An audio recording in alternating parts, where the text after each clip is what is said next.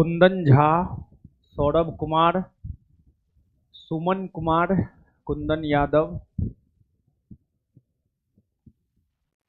आ जाइए सब लोग। अब कैसे हैं आप लोग बताइए? अच्छे हैं? हाय, पढ़ाई लिखाई चल रहा है? अरे बोलिए कुछ। ऐसे लड़म काहे हो गए? मसुआ गए हैं लगता है।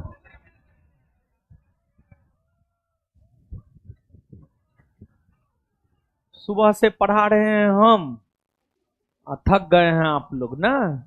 वाह। हैं? क्या बोल रहे हैं?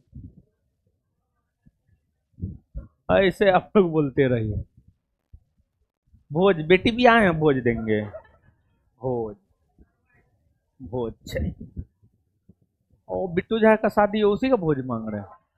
ओ, अभी शादियों तो पहले होने दीजिए। बिट्टू सर को हम बोले कि सुनिए सुनिए ने एगो बात बोल रहे हैं। बिट्टू सर को बोले कि आप तो शादी कर रहे हैं, सब तो जानिए गया है। पटना का लड़का तो उस सबको तो रिसेप्शन यहीं देंगे, कोई दिक्कत ना है। लेकिन बहुत ऐसा लड़का है सहरसा सुपौल मधेपुरा का जो ऑनलाइन पढ़ता है, वो तो पहुंचबे करेगा। हम अपनी दादी का भोज किए थे, पटना से लड़का राजरानी से पहुंच गया था, तीनों दिन खाया। समझे? तीनों दिन खाया, आराम से कामों किया, मदद भी किया बहुत, और आ गया अपना। तो ये तो शादी का भोज है। जब मरनी का भोज खाने के लिए लड़का यहाँ से चल गया, और आसपास का सब लड़का लगभग आ गया था, लेकिन मदद किया, सब बहुत मदद किया। हम लोग की तरफ होता है सभा, सभा में 18 गांव होता है, सभा पर का भोज किए थे। ठीक है, 18 गांव से ज्यादा होता है, पता नहीं अब कितना होता है, हमको पता नहीं है। लेकिन 25-30 हजार 40 हजार लोग खाया था भोज। समझे? तो ये तो उनके विवाह का भोज है। हम बोले सहरसा सुपौल मधेपुरा का तो लड़का पहुंचबे करेगा, पटना के ऑफलाइन लड़का को तो हम रोक लेंगे, लेकिन उसको तो हम नहीं रोक पाएंगे। तो हमको बोले हैं कि, तो पहले था कि प्लान था कि पटना के हर टीचर को इनवाइट करना है। तो फिर विचार हुआ कि पटना के हर टीचर को इनवाइट कीजिएगा, तो फिर आप तो टीचरे में व्यस्त हो जाइएगा, तो वहाँ का बच्चा जो आएगा उस एरिया का ऑनलाइन वाला, उसको कौन संभालेगा? बोले आप संभालिएगा। बोला हम ब्याह करेंगे, हम संभालेंगे उम्भालेंगे ना। उसके बाद बोले, हाँ उसके बाद बोले क्या, हमको ब्याह करने से मतलब अपना संभालिए, जो करना है कीजिए, गैदरिंग होगा अपना देखिएगा, हम तो अपना ब्याह करेंगे। तो फिर इसी वजह से जो है प्लान किए हैं, पटना के किसी भी टीचर को इनविटेशन नहीं दिए हैं। तो फिर बोले कि रिसेप्शन जो है पटने में कर लीजिएगा। बोला एक वो तो घर पे होबे करेगा रिसेप्शन, बोले पटना में भी एक रिसेप्शन कर लीजिएगा। फिर बिट्टू सर बोलते हैं कि मैडम मानेगी तब ना। तो फिर बोले हम मैडम मतलब देखिए, अब ये मतलब बहुते बात किए हैं, मतलब इधर 1 महीना से बात कर रहे हैं, सुबह में 4-4 बजे तक बात किए हैं। मतलब मैडम में कितना पावर है देखिए। तो फिर हम यही समझाए, तो हम ये बोले कि आप मान न जाइए, हम तो मैडम को मनाइए लेंगे। अरे मैडम, लड़की को क्या चाहिए यार? लड़की छोटा छोटा चीज में खुश हो जाती है, उसको चाहिए गिफ्ट। मैडम को हम पटना के सर सबसे दिलवा देंगे गिफ्ट, कोई भी आएगा तो ऐसे तो आएगा नहीं। ठीक है, तो यही गिफ्टों सबके वजह से जो है, यानी उनका अपना विचार है कि नहीं, रिसेप्शन करेंगे, गिफ्ट आएगा, गिफ्ट हमको पसंद है नहीं, हम लेना नहीं चाहते हैं। बोले ठीक है, रिसेप्शन का कार्ड जब पटना के टीचर को देंगे तो उस पर लिख देंगे गिफ्ट लाना वर्जित है।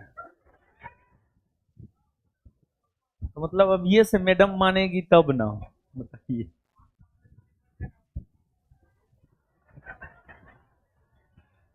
हमारा काहे परेशानी बढ़ेगा।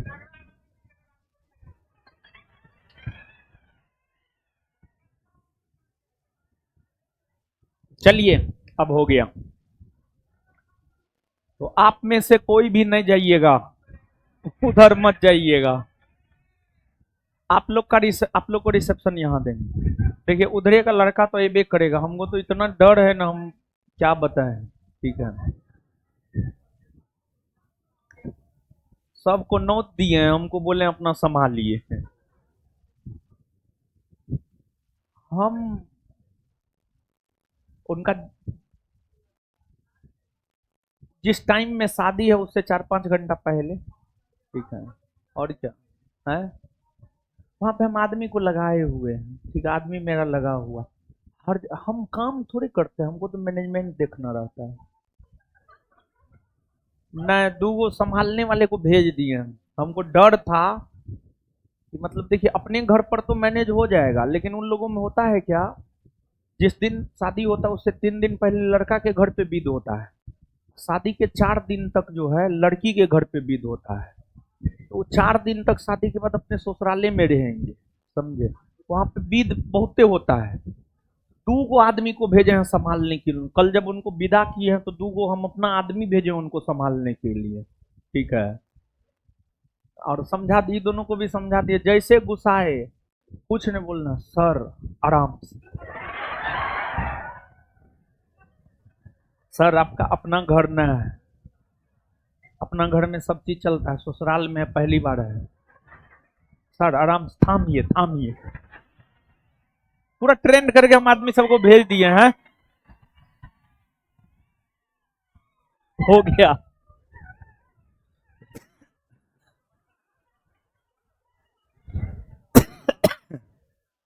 आइए अब क्वेश्चन पे। है शांत रही, क्वेश्चन नहीं। 2 को अब ये भेज दिया तो हम क्या जाएंगे। बट अब लखनऊ जाने का उम्र है मेरा, तो बच्चा सब जाता है लखनऊ। अब है शांत रहो, है क्वेश्चन पे।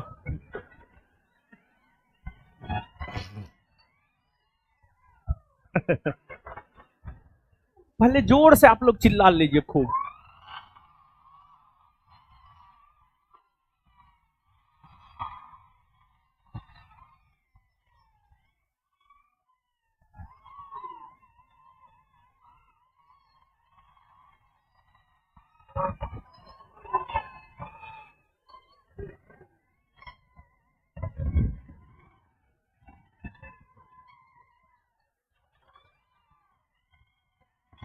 अगल बगल वाला क्या कहता होगा,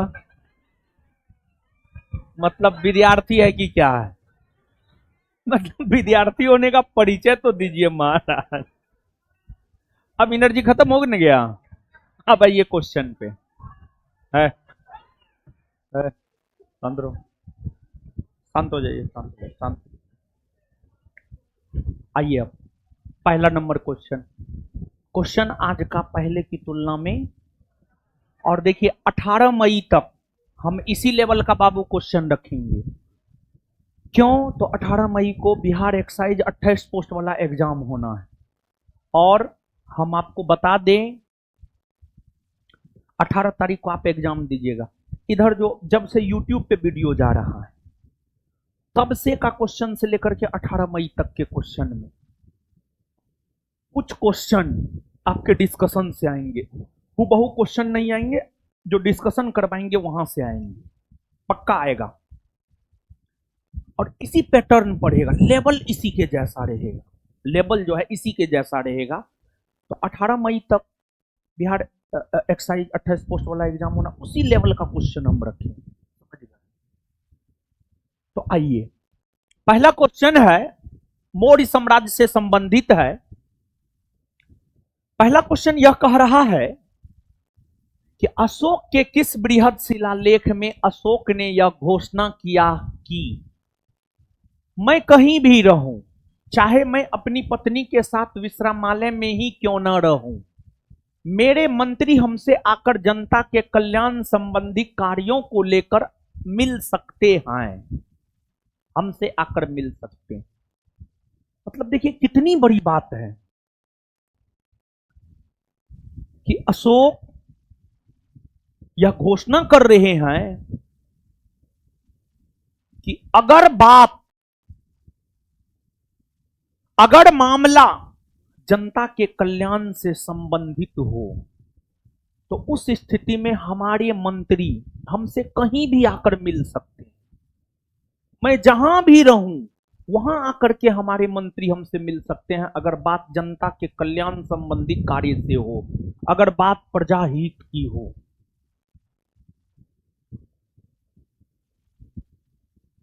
मतलब अशोक यहां तक कहे हैं कि जनता के कल्याण संबंधी काम हो तो अगर मैं अपने विश्रामालय में अपनी पत्नी के साथ भी रहूं तो वहां पर आकर के भी हमारे मंत्री हमसे मिल सकते हैं। कितनी बड़ी बात है ये अपने आप में। यह घोषणा अशोक ने अपने किस बृहद शिलालेख में किया है? प्रश्न यही है। प्रश्न आप समझे ना। अशोक की 5 पत्नी थी, देवी, कारोबाकी, असंधिता, पद्मावती, तिस्यारक्षा। अशोक प्रथम भारतीय शासक हुए जिन्होंने अभिलेख जारी किया। अभिलेख मतलब पत्थर पर लेख लिखा, आदेश दिया, उस आदेश के जरिए अपनी जनता को संबोधित किया। जैसे आज के हमारे प्रधान सेवक दिल की बात करते हैं, मन की बात करते हैं, हृदय की बात करते हैं टेलीविजन के जरिए और जनता को संबोधित करते हैं। तो अशोक शिलालेख, अभिलेख, शिलालेख या अभिलेख के जरिए, यानी अभिलेख के अंतर्गत ही शिलालेख आता है, स्तंभ लेख आता है, गुफा लेख आता है। मतलब बड़े बड़े पत्थरों पर लेख लिख करके, स्तंभ पर लेख लिख करके जनता को जो आदेश दिया वही अशोक का अभिलेख है। यूं तो अशोक के शासनकाल की कई सारी विशेषताएं हैं, लेकिन ओल्ड एनसीईआरटी पढ़िएगा तो उसमें एनसीईआरटी स्पष्ट तौर पर इस बात का वर्णन देता है कि अशोक के शासनकाल की सबसे बड़ी विशेषता अभिलेख जारी किया जाना है। अशोक के अभिलेख को 3 भाग में बांटकर पढ़ते हैं, शिलालेख, स्तंभ लेख, गुफा लेख। इसमें शिलालेख 2 प्रकार के होते हैं। शिलालेख 2 प्रकार के होते हैं। शिलालेख 2 प्रकार के होते हैं, बृहद शिलालेख और लघु शिलालेख। बृहद शिलालेख और लघु शिलालेख, जिसमें अशोक के बृहद शिलालेखों की संख्या है 14। बृहद शिलालेखों की संख्या है 14 और अशोक के लघु शिलालेखों की संख्या सैकड़ों में है। तो बृहद शिलालेखों की संख्या जो 14 है उसमें प्रथम बृहद शिलालेख में अशोक पशु बलि की निंदा करता है और यह घोषणा करता है कि सभी मनुष्य मेरे संतान हैं। अशोक एक ऐसे शासक हुए जो जनता से प्रत्यक्ष तौर पर जुड़े हुए थे। अशोक पशु बलि की निंदा करते हैं प्रथम बृहद शिलालेख के जरिए और यह कहते हैं कि सभी मनुष्य मेरे संतान हैं। अशोक अपनी राजधानी पाटलिपुत्रा में पशु बलि पर पूरी तरीका से रोक लगा रखा था। पशु बलि, पशुओं की बलि, हम लोग अपने देवी देवता को खुश करने के लिए पशुओं की बलि देते हैं। हम लोग मांस खाने के लिए पशुओं की बलि देते हैं। तो अशोक पशु बलि की निंदा किया, कहा नहीं पशु बलि सही नहीं है। जबकि जानते हैं अशोक के बारे में कहा जाता है कि उन्होंने अपने बड़े भाई की हत्या कर गद्दी प्राप्त किया, मतलब हिंसा करके गद्दी प्राप्त किया। मतलब अशोक शुरुआती वर्षों में हिंसक हुआ करते थे, लेकिन देखिए आपको आपके शुरुआती परिणामों से नहीं याद रखा जाता है, बल्कि आपको आपके अंतिम दिनों के कर्मों से याद रखा जाता है। तो अशोक बाद में जाकर अहिंसक हो गए थे, तो अशोक को उसी तौर पर इतिहास याद भी करता है। और अशोक अपने अहिंसक नीति के वजह से ही महान भी हुए, अशोक अपने शांतिवादी नीति की वजह से महान भी हुए। फिर अशोक का द्वितीय बृहद शिलालेख है, उसमें अशोक ने पशु चिकित्सालय, मानव चिकित्सालय स्थापित करने की बात कही है। अशोक प्रथम भारतीय शासक हुए जिन्होंने अस्पताल का निर्माण करवाया, पशुओं के लिए अस्पताल, मानवों के लिए अस्पताल। और अशोक का जो पड़ोसी राज्य था उस बारे में भी जानकारी द्वितीय बृहद शिलालेख देता है। फिर तृतीय बृहद शिलालेख में अशोक अपने पदाधिकारियों को कहता है कि आप प्रत्येक 5 वर्ष के अंतराल पर राज्य का दौरा कीजिए। और अशोक के समय प्रांत अर्थात राज्यों की संख्या 5 हुआ करती थी। उत्तरापथ, दक्षिणापथ, मध्य प्रांत, कलिंग, अवंती। उत्तरापथ की राजधानी तक्षशिला, दक्षिणापथ की राजधानी सुवर्णगिरी, मध्य प्रांत की राजधानी पाटलिपुत्रा, कलिंग की राजधानी तोसली, अवंती, उज्जैन की राजधानी अवंती।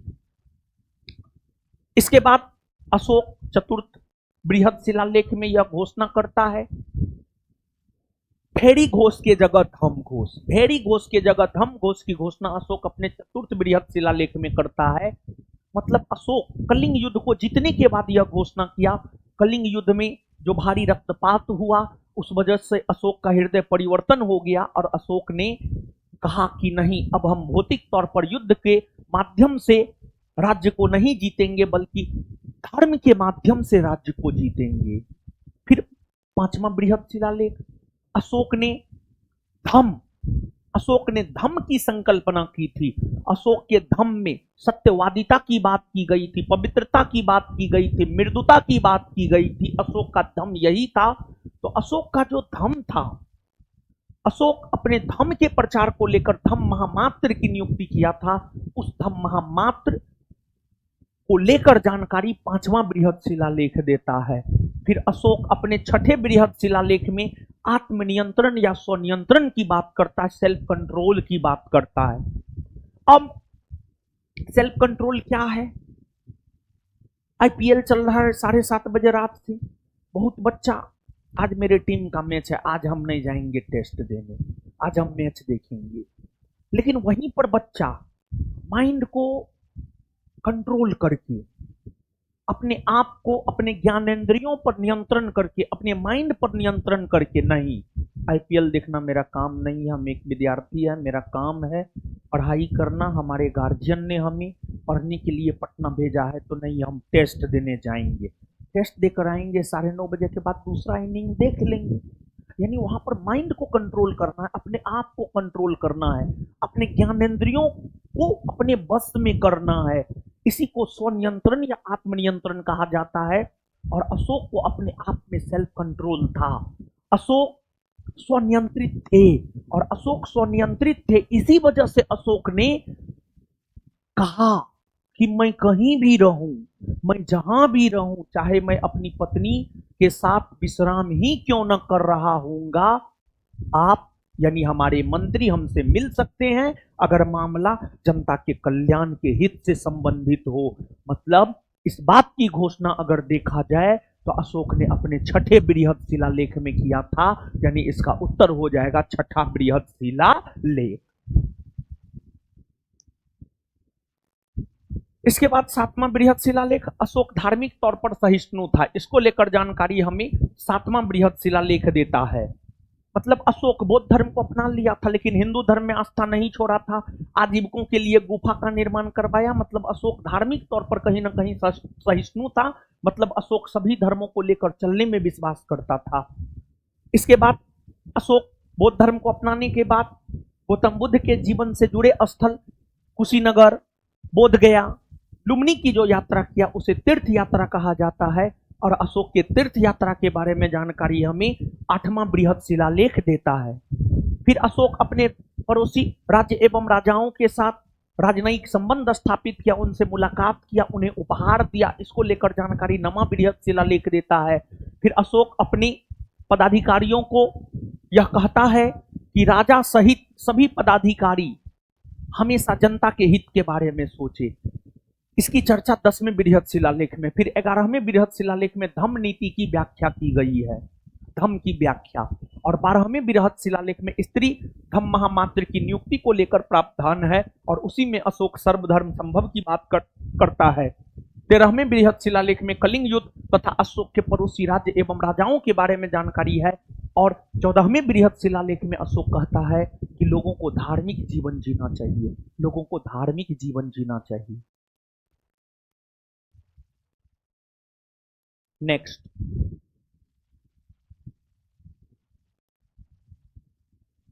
हड़प्पाकालीन पूरा स्थल सिनौली अपने किस साक्ष्य के कारण प्रसिद्ध है?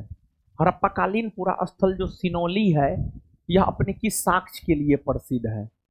देखिए, हड़प्पा सभ्यता का विस्तार भारतीय राज्यों के संदर्भ में अगर देखा जाए, जम्मू कश्मीर, पंजाब, हरियाणा, उत्तर प्रदेश, राजस्थान, गुजरात, महाराष्ट्र में है।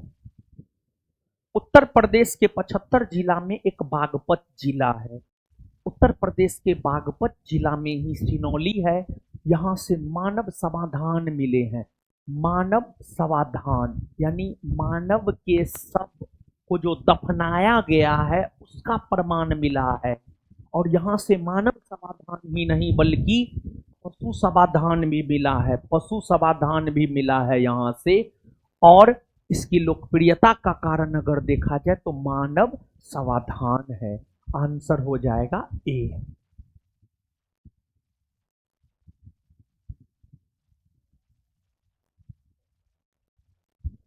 उत्तर प्रदेश में बौद्ध एवं जैनियों दोनों की प्रसिद्ध तीर्थस्थली है। देखिए, एक बात बाबू आप जानिए, बौद्ध धर्म और जैन धर्म एक प्रकार से आप कहिए तो बौद्ध धर्म और जैन धर्म की उत्पत्ति बिहार में हुआ है। बिहार में हुआ है क्योंकि गौतम बुद्ध को ज्ञान की प्राप्ति बिहार में हुआ है, बोध गया में हुआ है। महावीर स्वामी को ज्ञान की प्राप्ति बिहार में हुआ है। वैशाली के जाम्बरिक नामक गांव में रिजुपालिका नदी के तट पर। तो बिहार ही जैन धर्म और बौद्ध धर्म का जन्मस्थली है कह सकते हैं आप। लेकिन इस धर्म का प्रचार प्रसार, इन दोनों धर्मों का प्रचार प्रसार तो सबसे पहले बिहार में हुआ ही। लेकिन ऐसा नहीं था कि ये दोनों धर्म सिर्फ बिहार तक ही सीमित रह गए थे। बिहार का ही पड़ोसी उत्तर प्रदेश है। इन दोनों धर्मों का प्रचार प्रसार महात्मा बुद्ध और महावीर स्वामी के समय उत्तर प्रदेश में भी हुआ था। उत्तर प्रदेश में भी हुआ था। और उत्तर प्रदेश ही नहीं बल्कि आगे चलकर गुजरात, महाराष्ट्र, राजस्थान जैसे राज्यों में तथा कर्नाटक जैसे राज्यों में भी इन दोनों धर्मों का प्रचार प्रसार हुआ था। तो उत्तर प्रदेश पड़ोसी राज्य है, वहां पर दोनों धर्मों का प्रचार प्रसार हुआ था। तो उत्तर प्रदेश में बौद्ध धर्म का प्रचार प्रसार ज्यादा हुआ। उत्तर प्रदेश में बौद्ध स्थल ज्यादा है लेकिन जैन स्थल काफी कम है। जैन धर्म का प्रचार प्रसार उत्तर प्रदेश में थोड़ा कम हुआ। परंतु उत्तर प्रदेश में जो कौशाम्बी है, जिसे जैन ग्रंथों में कुशाम्ब कहा गया, कुशाम्ब कहा गया, कौशाम्बी जैनियों से भी संबंधित है और कौशाम्बी बौद्धों से भी संबंधित है। तो उत्तर प्रदेश का तीर्थस्थली कौशाम्बी का जहां तक सवाल है तो जो कौशाम्बी है वह बौद्ध और जैन दोनों के लिए प्रसिद्ध है। तो आंसर हो जाएगा बी। गौतम बुद्ध अपना प्रथम उपदेश कहां दिया था? गौतम बुद्ध को महापरिनिर्वाण की प्राप्ति कहां हुई? कहां हुई?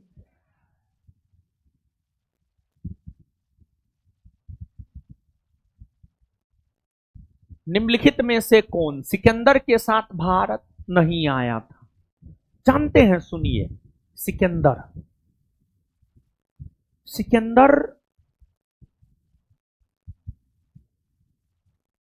किताबी कीड़ा था, पुस्तक पढ़ने का शौकीन था।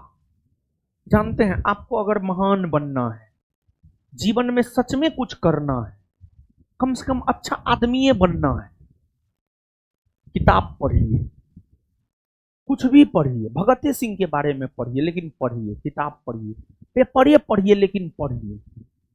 जानते हैं, कोई भी आर्टिकल पढ़ने से, किसी के बारे में जानने से आप थोड़ा सोचते हैं, आप थोड़ा तार्किक होते हैं।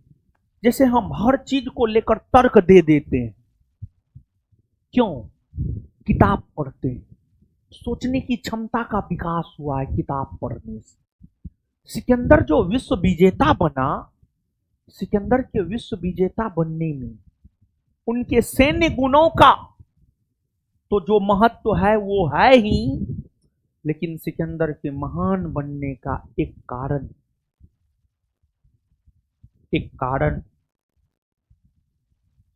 उनका किताबी कीड़ा होना भी है। किताब पढ़ के जो है ना, सिकंदर विश्व के भौगोलिक क्षेत्रों के बारे में जानते थे कि यहां पर आक्रमण जो है सिर्फ स्थल मार्ग से करे या जल मार्ग से करे या दोनों से करे। सिकंदर को भारत के बारे में जानकारी किताब पढ़ के लगी। हेरोडोटस की रचना हिस्टोरिका को जब सिकंदर ने पढ़ा तो उसमें हेरोडोटस ने भारत को सोने का चिड़िया कहकर पुकारा। सिकंदर ललचाया भारत की ओर कि आखिरकार ऐसा क्या है कि भारत को सोने का चिड़िया कहा जा रहा है। तो किताबी कीड़ा था। तो सिकंदर अपने साथ कई सारे इतिहासकार को भी लेकर आए थे। सामान्य तौर पर कहा जाता है कि सिकंदर के साथ तो कई सारे इतिहासकार आए थे, लेकिन सिकंदर के साथ भारत आने वाले 3 प्रमुख इतिहासकार थे, नेरियाकस, ओनेसिक्रेटस और अरिस्टोबुलस। नेरियाकस, ओनेसिक्रेटस और अरिस्टोबुलस।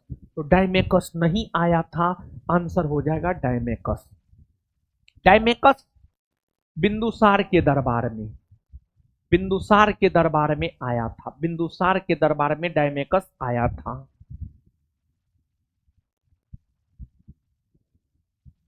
ये क्वेश्चन बीपीएससी पूछा है, ये क्वेश्चन बिहार एसएससी पूछा है, समझ गए। और ये क्वेश्चन संभवतः बीपीएससी टीआरई टीचर वाला जो एग्जाम हुआ है, बीपीएससी टीआरई 1, टीआरई 2, टीआरई 3, जानते हैं टीआरई 1, टीआरई 2, टीआरई 3 तीनों का जांच अगर सच में हो जाए तो बिहार का हाल जो है ना पश्चिम बंगाल वाला हो जाएगा। अब जो न्यूज सब पढ़ते होंगे वो बात समझ गए होंगे। हम विस्तार में समझाएंगे नहीं, विस्तार में हम आपको समझाएंगे नहीं, ठीक है। मतलब बहुत धांधली हुआ है, कुल मिलाकर के यही कहना चाह रहे थे। पढ़ने लिखने वाले लोग भी गए हैं, लेकिन धांधली भी हुआ है। अब जो भी हुआ है वो तो हम जांच नहीं किए। बिहार के 3 एग्जाम में पूछा गया, टीआरई, बीपीएससी, बिहार एसएससी। सबसे पहले बीपीएससी पूछा, फिर बिहार एसएससी पूछा, फिर टीआरई भी पूछा है। किस गुप्त शासक ने अपने बड़े भाई की हत्या कर सत्ता प्राप्त की? अरे अशोको अपने बड़े भाई की हत्या कर सत्ता प्राप्त किया था, लेकिन यहाँ पे क्वेश्चन है गुप्त शासक। गुप्त शासक, देखिए बाबू, गुप्त वंश की स्थापना 240 में श्रीगुप्त ने किया। श्रीगुप्त 240 से 280 ईस्वी तक शासन किया। श्रीगुप्त के बाद उसका बेटा घटोत्कच शासन किया 280 से 319। घटोत्कच के बाद उसका बेटा चंद्रगुप्त प्रथम शासन किया 319 से 335। चंद्रगुप्त प्रथम के बाद उसका बेटा समुद्रगुप्त शासन किया। 335 से 375, कुछ स्रोत में 335 से 380 भी लिखता है। तो समुद्रगुप्त का 2 बेटा था, एगो था रामगुप्त और एगो था चंद्रगुप्त द्वितीय। रामगुप्त बड़ा बेटा था और चंद्रगुप्त द्वितीय छोटा बेटा था। तो सामान्य तौर पर पहले जब कोई राजा मरता था तो उसका उत्तराधिकारी उसका बड़ा बेटा बनता था। तो जब समुद्रगुप्त का निधन हो गया तो उसका उत्तराधिकारी बना उसका बड़ा बेटा रामगुप्त। लेकिन रामगुप्त अयोग्य था, रामगुप्त के समय शकों ने आक्रमण किया रामगुप्त के राज्य पर। रामगुप्त शकों से पराजित हो गया। रामगुप्त शकों से पराजित होने के बाद क्या किया, शकों से समझौता कर लिया। और शकों से समझौता करते हुए रामगुप्त अपनी पत्नी ध्रुव देवी को, रामगुप्त शकों से समझौता करते हुए अपनी पत्नी ध्रुव देवी को शकों को दे दिया। इस बात की जानकारी जब उसके बड़े भाई चंद्रगुप्त द्वितीय को लगी, चंद्रगुप्त द्वितीय छोटे भाई चंद्रगुप्त द्वितीय को लगी, चंद्रगुप्त द्वितीय महिला का वेश धारण किया, महिला का वेश धारण किया, ध्रुव देवी का वेश धारण किया, शक शासक को पराजित कर दिया, शक शासक को पराजित कर दिया। और शकों को अंतिम तौर पर भारत से बाहर खदेड़ने का श्रेय चंद्रगुप्त द्वितीय को ही जाता है। और जब शकों को भारत से अंतिम तौर पर खदेड़ दिया तो इसने अपने बड़े भाई रामगुप्त की हत्या कर दिया। और फिर उसकी भाभी ध्रुव देवी विधवा हो गई, तो ध्रुव देवी से वो विवाह भी कर लिया। ये जो कहानी है, इस कहानी के बारे में जानकारी हमें विशाखदत्त की रचना देवी चंद्रगुप्तम से मिलती है, देवी चंद्रगुप्तम से मिलती है। यानी इस प्रश्न का सही उत्तर हो जाएगा, क्या होगा, चंद्रगुप्त। क्या हुआ, कहे इन लोग,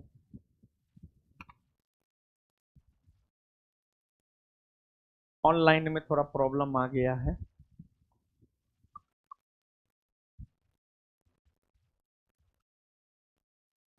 इंड कर दिया कि इंड हो गया, दिमाग काम कर रहा है ना, हमारा दिमाग काम कर न रहा है। बड़ी स्मार्ट दिख रहा है, दाढ़ी मूछ बना लिया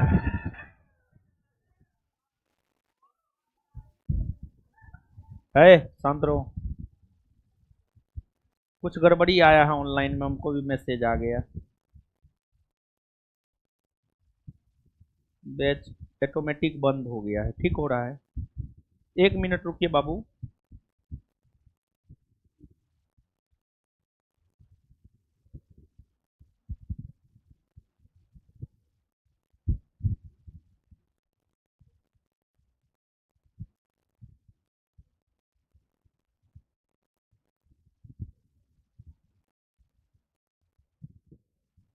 हाँ हाँ हाँ हाँ हाँ,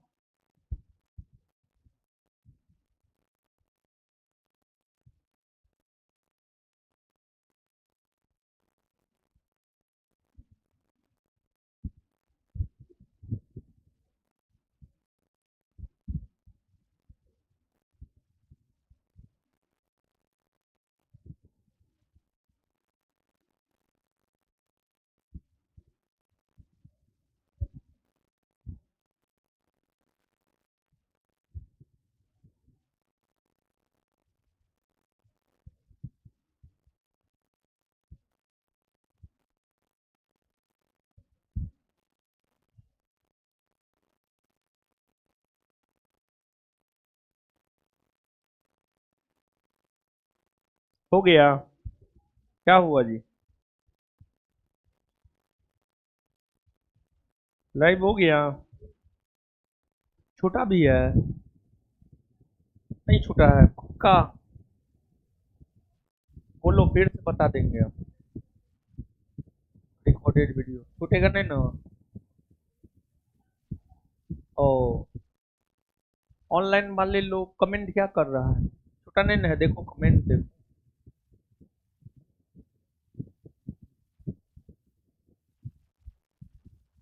चारे का आंसर पूछ रहा है।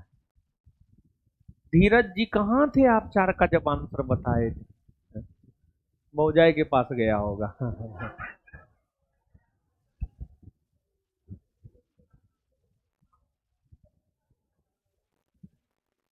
ए, ठीक है जी, 4 का आंसर होगा बाबू डायमेकस, 5 का आंसर होगा बाबू चंद्रगुप्त द्वितीय। आगे आइए, अब आगे चल न रहा है, चल रहा है ना? अब बताए ना आगे। हाँ, रिकॉर्डेड जो यूट्यूब पे अपलोड होगा उसमें सब डिस्कशन रहना चाहिए, कौन किसके साथ कौन क्या किया। तो तुम्हारे साथ हम क्या करेंगे वो हमको भी नहीं पता है। चलिए आगे आइए है।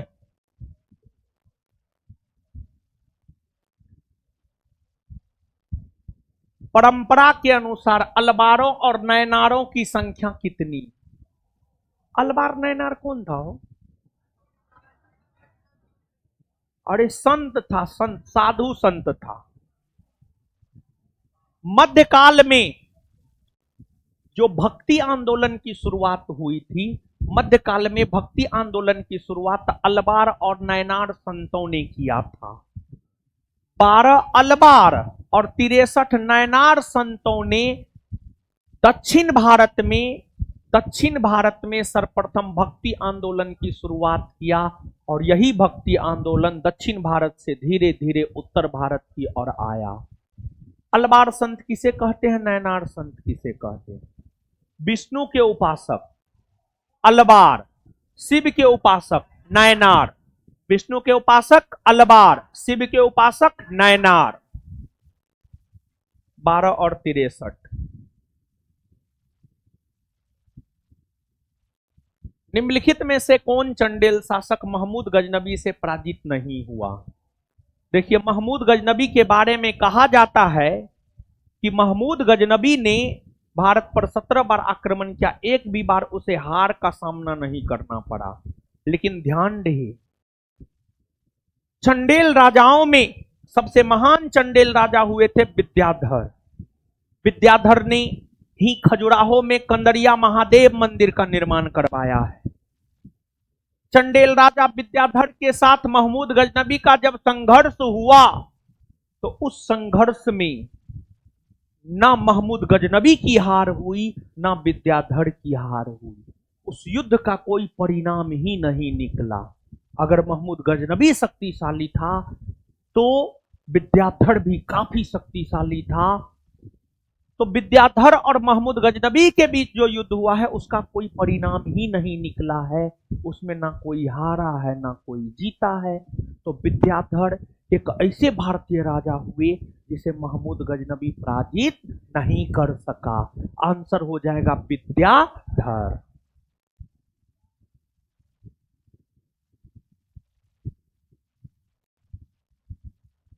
भारतीय इतिहास के संदर्भ में निम्नलिखित में से कौन कुलह दरान कहलाते हैं? कुलह दरान कहलाते हैं। देखिए बाबू,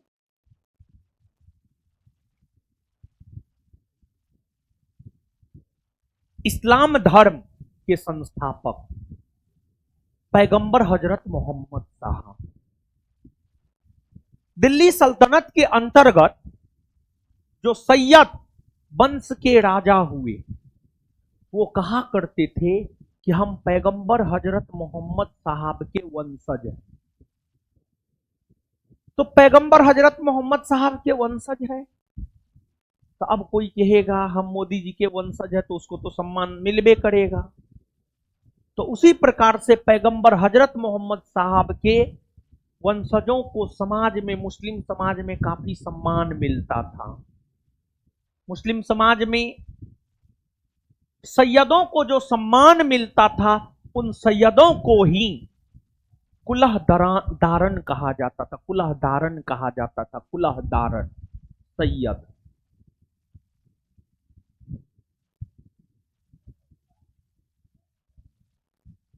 फारसी यात्री अब्दुल रज्जाक का भारत में किस राजा के शासनकाल में प्रवेश हुआ था, या अब्दुल रज्जाक किस राजा के समय आया था?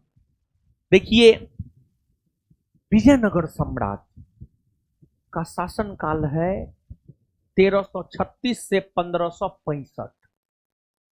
1336 से 1565। ये जो 14वीं, 15वीं, 16वीं शताब्दी है, 13वीं शताब्दी, 14वीं, 15वीं और 16वीं शताब्दी।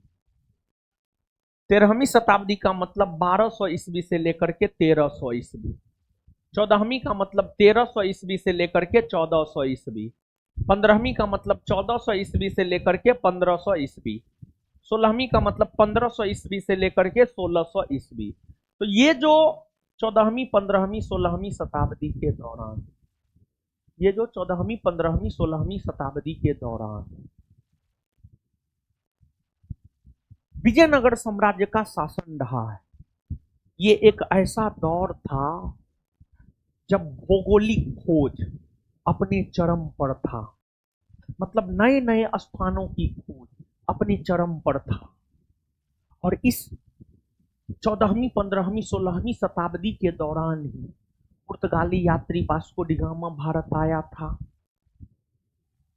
फिर आपको अन्य यात्री सब भारत आया था। इसी क्रम में विजयनगर साम्राज्य की यात्रा पर इटली यात्री निकोलो कांटी आया था। फारस यात्री अब्दुल रज्जाक आया था।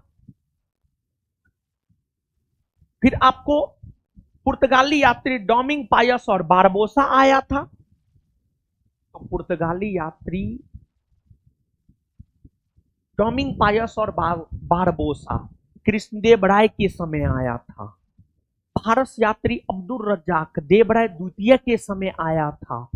और इटली यात्री निकोलो कांटी देवराय प्रथम के समय आया था। देवराय प्रथम के समय आया था। तो इसका बाबू उत्तर बताइए क्या होगा? देवराय द्वितीय। इसके समय आया था इटली यात्री निकोलो कांटी।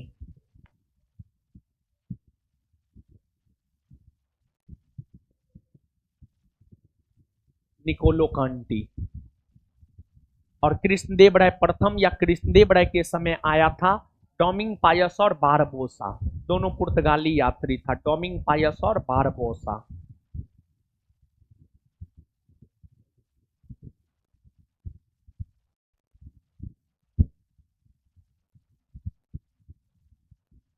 निम्नलिखित में से किसने पूर्वी बंगाल से लेकर पेशावर तक सड़क के आजम कहलाई जाने वाली सड़क बनवाई? देखिए, शेरशाह सूरी अपने प्रशासनिक श्रेष्ठता को लेकर ही याद किया जाता है।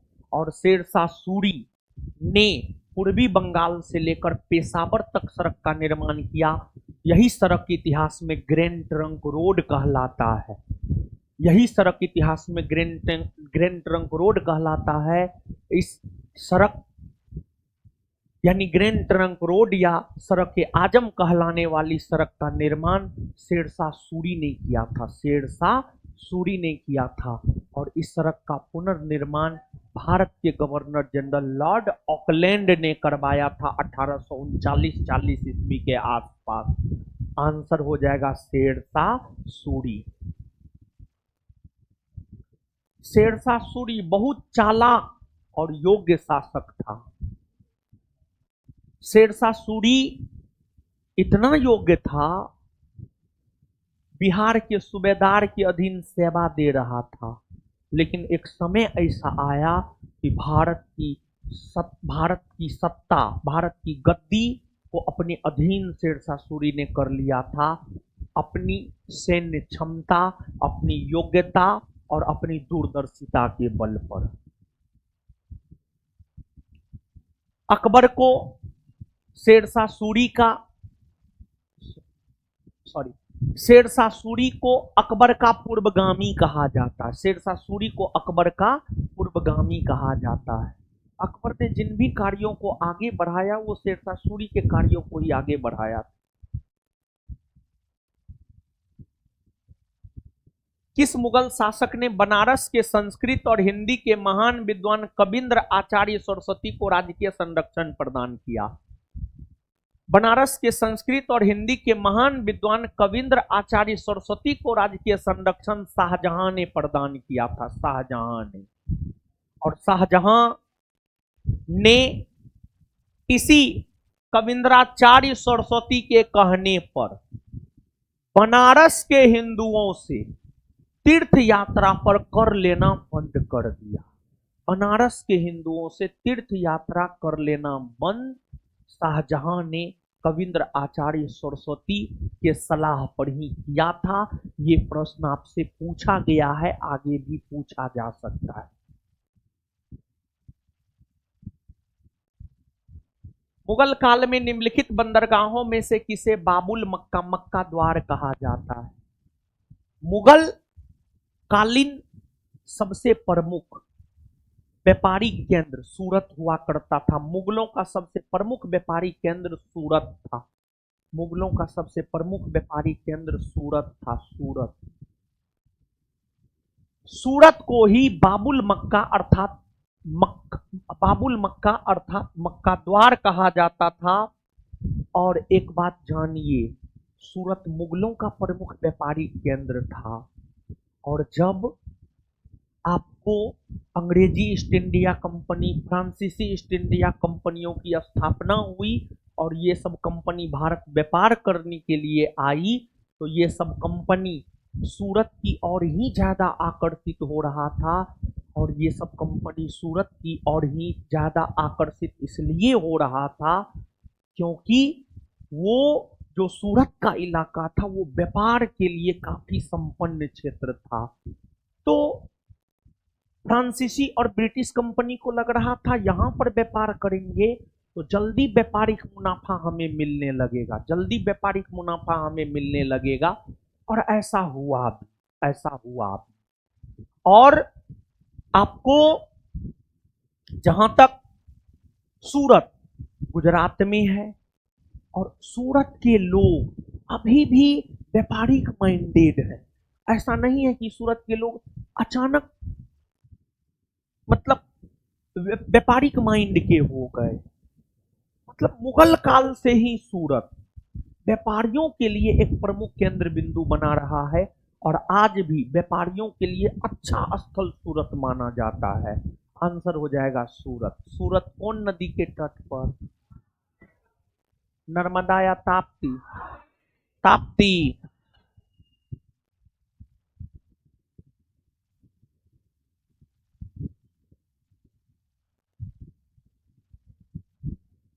निम्नलिखित में से किस मुगल बादशाह ने अंग्रेजों को उनके व्यापार में सहायता करने के लिए एक महत्वपूर्ण फरमान दिया? फर्रुखसियर। देखिए, जो मुगल बादशाह फर्रुखसियर था, ये सैयद बंधु, जिसे इतिहास में नृप निर्माता कहा जाता है, सैयद बंधु के मदद से ही फर्रुखसियर जो है गद्दी पर बैठा 1713 में। 1713 से लेकर 1719 ईस्वी तक ये गद्दी पर रहे। एक बार इनको जॉन्डिस हो गया था। अंग्रेजों ने अंग्रेजी दवा से इसका जॉन्डिस ठीक कर दिया। ये अंग्रेजों से खुश हुए और अंग्रेजों को कहे कि मांगिए आपको क्या चाहिए। तो अंग्रेजों ने कहा हमें व्यापारिक छूट चाहिए। तो इनके दरबार में जॉन सुरमन के नेतृत्व में एक ब्रिटिश दूत आया और व्यापारिक छूट लिया। और फर्रुखसियर ने 1717 में जो व्यापारिक छूट दिया, उस व्यापारिक छूट को अंग्रेजों के व्यापारिक छूट के इतिहास में मैग्ना कार्टा कहा जाता है। और इसे मैग्ना कार्टा की संज्ञा अमर्स नामक विद्वान ने दिया था। अमर्स नामक विद्वान ने, फर्रुखसियर ने 1717 में अंग्रेजों को जो व्यापारिक छूट दिया, उस व्यापारिक छूट को मैग्ना कार्टा अर्थात महाधिकार पत्र की संज्ञा अमर्स नामक विद्वान ने दिया था। अमर्स नामक विद्वान ने दिया था। और 1717 के व्यापारिक छूट में यह भी प्रावधान था, मात्र 3000 रुपया वार्षिक किराया पर अंग्रेजी कंपनी बंगाल में व्यापार करेगी। लेकिन जब आगे चलकर बंगाल मुगलों से स्वतंत्र हो गया, तो फिर बंगाल के नवाब अंग्रेजों के इस अधिकार को मानने से इनकार कर दिया। और इसी वजह से बंगाल के नवाब और अंग्रेजी ईस्ट इंडिया कंपनी के बीच युद्ध हुआ, जिसमें पलासी के युद्ध हुए हैं। पलासी का युद्ध 1757 में हुए हैं, जिस युद्ध में बंगाल के नवाब सिराजुद्दौला की हार हुई। और इस युद्ध से ही भारत में अंग्रेजों ने अपनी राजनीतिक प्रभुसत्ता को स्थापित किया है।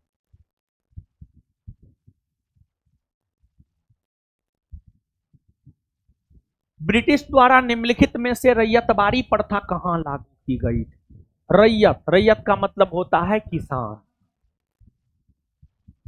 रैयतबारी प्रथा राजस्व वसूली, टैक्स वसूली की एक प्रथा थी, और यह एक ऐसी प्रथा थी जिस प्रथा के जरिए किसान अंग्रेजी कंपनी के राजकोष में सीधे तौर पर राजस्व जमा कर दिया करता था। इस प्रथा का जन्मदाता टॉमस मुनरो और कैप्टन रीड था। यह प्रथा सर्वप्रथम 1792 में प्रायोगिक तौर पर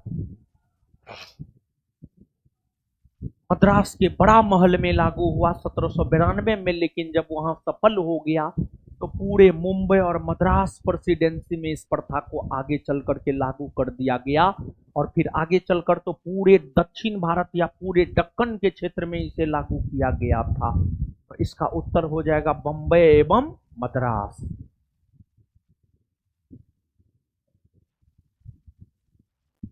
अंग्रेजी पत्र द इंडिपेंडेंट जुड़ा था।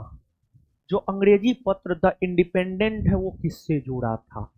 द अंग्रेजी पत्र द इंडिपेंडेंट है, इसका प्रकाशन मोतीलाल नेहरू ने 1919 ईस्वी से प्रारंभ किया था, लेकिन ये पत्रिका बहुत दिन तक चल नहीं सका। तो इस पत्रिका का संबंध है मोतीलाल नेहरू, जो कि जवाहरलाल नेहरू के पिताजी थे और अपने समय के बहुत बड़े वकील थे, और मोतीलाल नेहरू का संबंध भी कांग्रेस से रहा है। वे भी कांग्रेस के सक्रिय सदस्य हुआ करते थे।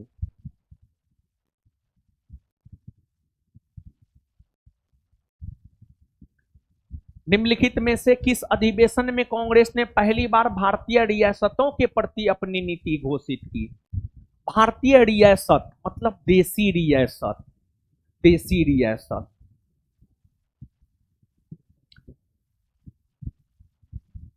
देखिए बाबू, ब्रिटिश काल में भारत में दो प्रकार के क्षेत्र हुआ करते थे, एक ब्रिटिश प्रांत और एक देसी रियासत। ब्रिटिश प्रांत वैसे प्रांत जहां अंग्रेजों का शासन प्रत्यक्ष तौर पर था, वो ब्रिटिश प्रांत, वो ब्रिटिश प्रांत, वो ब्रिटिश प्रांत कहलाया। ब्रिटिश प्रांत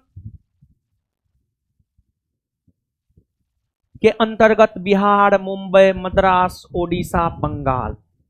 फिर देसी रियासत जहां राजा महाराजाओं का शासन था, वो देसी रियासत। तो देसी रियासतों को लेकर कांग्रेस ने अपनी नीति की घोषणा 1920 के अपने नागपुर अधिवेशन में किया। कांग्रेस अपने वार्षिक अधिवेशन के अंतर्गत देसी रियासत को लेकर अपने नीतियों की घोषणा अपने नागपुर अधिवेशन में किया। नागपुर महाराष्ट्र में पड़ता है। नागपुर में कांग्रेस का वार्षिक अधिवेशन 1920 में हुआ था। इस अधिवेशन की अध्यक्षता विजय राघवाचारी ने किया था। विजय राघवाचारी ने किया था, और इस नागपुर अधिवेशन के दौरान ही कांग्रेस ने भारतीय रियासत या देसी रियासत को लेकर अपने नीतियों की घोषणा किया था। आंसर हो जाएगा नागपुर। आगे गया में कांग्रेस का वार्षिक अधिवेशन एक बार हुआ है 1922 में, जिसकी अध्यक्षता चित्तरंजन दास ने किया था। लखनऊ में कांग्रेस का वार्षिक अधिवेशन 1916 में, 1936 में। 1916 में जब लखनऊ में कांग्रेस का वार्षिक अधिवेशन हुआ था तो इसकी अध्यक्षता किया था अंबिकाचरण मजूमदार, और 1936 में जब कांग्रेस का वार्षिक अधिवेशन लखनऊ में हुआ था तो उसकी अध्यक्षता किया था जवाहरलाल नेहरू।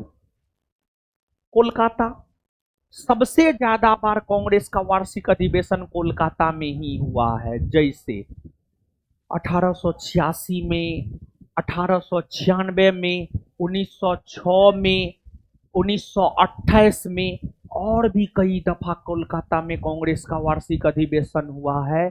और भारत के सभी प्रमुख शहरों में सबसे ज्यादा बार कांग्रेस का वार्षिक अधिवेशन कोलकाता में ही हुआ है।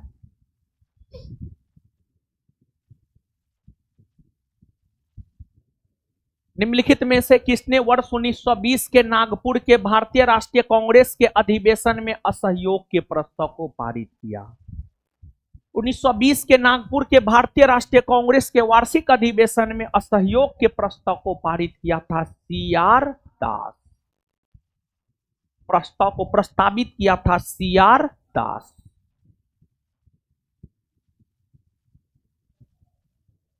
वर्ष 1939 में कांग्रेस को छोड़ने के पश्चात सुभाष चंद्र बोस ने किस दल की स्थापना की थी? देखिए था क्या, वर्ष 1939 में कांग्रेस का वार्षिक अधिवेशन मध्य प्रदेश के त्रिपुरी में हुआ। उस अधिवेशन में गांधी जी यह चाहते थे कि इस अधिवेशन की अध्यक्षता पट्टाभी सीतारामैया करें, लेकिन सुभाष चंद्र बोस ने कहा ना हम करेंगे। और फिर अंततः 1939 के त्रिपुरी अधिवेशन की अध्यक्षता सुभाष चंद्र बोस ने किया।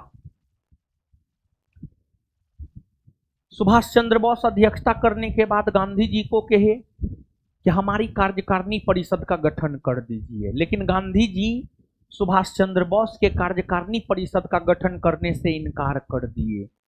और जब इनकार कर दिए तब सुभाष चंद्र बोस को लगा कि गांधी जी नहीं चाहते हैं कि हम कांग्रेस में रहे, इसी वजह से सुभाष चंद्र बोस ने कांग्रेस छोड़ दिया। और फिर सुभाष चंद्र बोस ने 3 मई 1939 को झारखंड के पाकुड़ में फॉरवर्ड ब्लॉक की स्थापना की। फॉरवर्ड ब्लॉक की स्थापना सुभाष चंद्र बोस ने 3 मई 1939 को झारखंड के पाकुड़ में किया। और फिर आगे चलकर वर्ष 1940 में सुभाष चंद्र बोस ने जिस फॉरवर्ड ब्लॉक को स्थापित किया था उसका प्रथम वार्षिक अधिवेशन 1940 में महाराष्ट्र के नागपुर में हुआ। महाराष्ट्र के नागपुर में हुआ। आंसर हो जाएगा फॉरवर्ड ब्लॉक।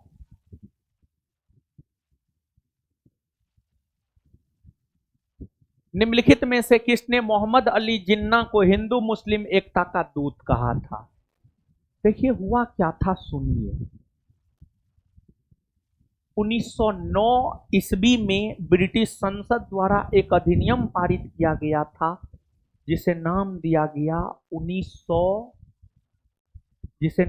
गया 1909 का भारत शासन अधिनियम। 1909 के भारत शासन अधिनियम के तहत ब्रिटिश संसद ने मुसलमानों को पृथक निर्वाचन का अधिकार दिया, लेकिन कांग्रेस ने इसे मानने से इनकार कर दिया, जिस कारण कांग्रेस और मुस्लिम लीग के बीच मतभेद हो गया। और इस मतभेद का फायदा अंग्रेज उठा रहा था। मोहम्मद अली जिन्ना शुरू में कांग्रेसी थे। मोहम्मद अली जिन्ना ने कांग्रेस और मुस्लिम लीग के बीच जो मतभेद था उस मतभेद को पाटने का प्रयास मोहम्मद अली जिन्ना ने किया। और मोहम्मद अली जिन्ना के प्रयास से ही 1916 के कांग्रेस के लखनऊ अधिवेशन में कांग्रेस और मुस्लिम लीग के बीच एक समझौता हुआ जिसे लखनऊ समझौता कहते हैं। लखनऊ समझौता के तहत कांग्रेस मुस्लिम लीग दोनों एक हो गए। तो मोहम्मद अली जिन्ना ने जो कांग्रेस और मुस्लिम लीग को एक करवाया, उसी से प्रसन्न होकर श्रीमती सरोजनी नायडू ने मोहम्मद अली जिन्ना को हिंदू मुस्लिम एकता का राजदूत कहा। जब मोहम्मद अली जिन्ना कांग्रेस के सदस्य थे तो मोहम्मद अली जिन्ना कहा करते थे, हिंदू और मुसलमान भारत की दो आंखें हैं, हिंदू और मुसलमान भारत की दो आंखें। लेकिन यही मोहम्मद अली जिन्ना जब मुस्लिम लीग के सदस्य हो गए और यही मोहम्मद अली जिन्ना की राजनीतिक महत्वाकांक्षाएं जब हिलकोर मारने लगी, तो इसी मोहम्मद अली जिन्ना ने 16 अगस्त 1946 को डायरेक्ट एक्शन डे के रूप में मनाया और उसी तिथि से भारत में दंगा की शुरुआत हुई। दंगा की शुरुआत मोहम्मद अली जिन्ना ने करवाया, जिस दंगा की वजह से भारत का विभाजन हुआ और पाकिस्तान का निर्माण हुआ। मोहम्मद अली जिन्ना मानवता को शर्मसार करने वाला व्यक्ति था। कभी भी मोहम्मद अली जिन्ना आदरणीय नहीं हो सकता है, क्योंकि मोहम्मद अली जिन्ना ने किसी हिंदू को नहीं मरवाया, किसी मुसलमान को नहीं मरवाया। ऐसा नहीं है कि जब दंगा हुआ तो सिर्फ हिंदू मारे गए, नहीं, दंगा हुआ तो मुसलमान भी मारे गए। लेकिन दंगा में भले हिंदू और मुसलमान मारे गए हो, लेकिन दंगा में सबसे बड़ा धर्म जो मारा गया था वो मानवता का धर्म मारा गया था। और वैसा कोई भी व्यक्ति जो मानवता को शर्मसार करता है वो कभी आदरणीय और पूजनीय नहीं हो सकते हैं। जिस प्रकार अभी जम्मू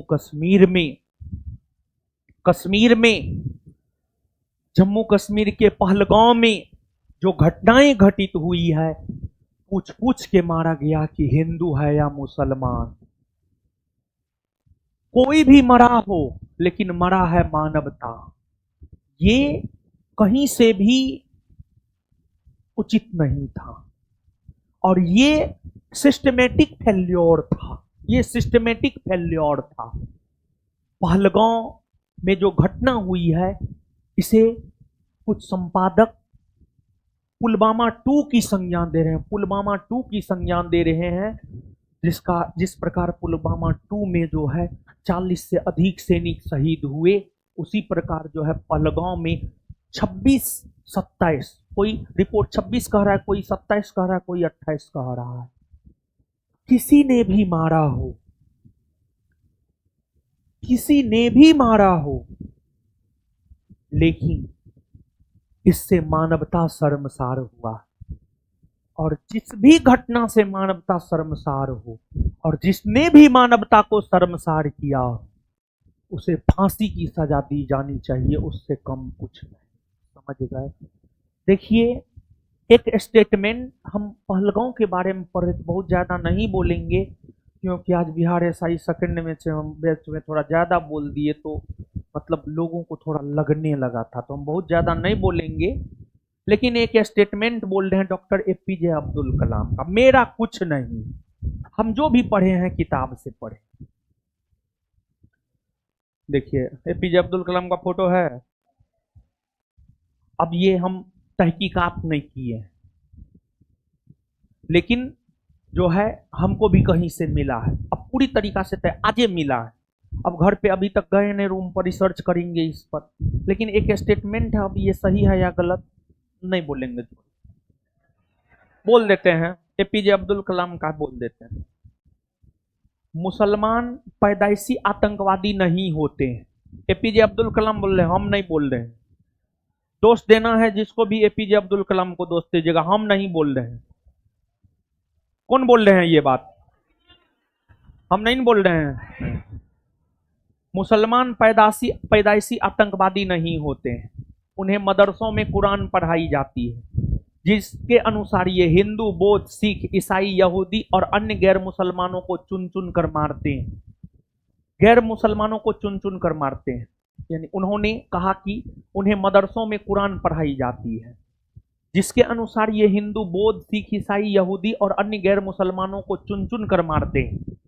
आतंकवाद पर नियंत्रण के लिए भारत में चल रहे हजारों मदरसों पर प्रतिबंध लगाना बेहद जरूरी है। ये डॉक्टर एपीजे अब्दुल कलाम ने कहा है, स्वयं मुसलमान थे ये।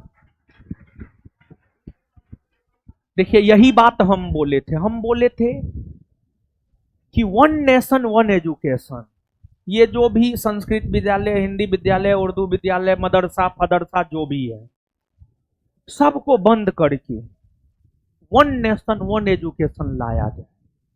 गरीब का बच्चा हो, अमीर का बच्चा हो, हिंदू हो, मुसलमान हो, सिख हो, सबको एक समान शिक्षा दिया जाए। और कुरान तो हम नहीं पढ़े हैं, कुरान के बारे में हमको जानकारी नहीं है, लेकिन इतना हम जानते हैं कि कोई भी धर्म बुरा काम करना नहीं सिखाता है, चाहे इस्लाम धर्म ही क्यों ना हो। लेकिन जो मुल्ला और मौलाना लोग हैं, जो संत लोग हैं, जो हिंदू धर्म के संत लोग हैं, वो अर्थ का अनर्थ बोलेगा, अर्थ का अनर्थ।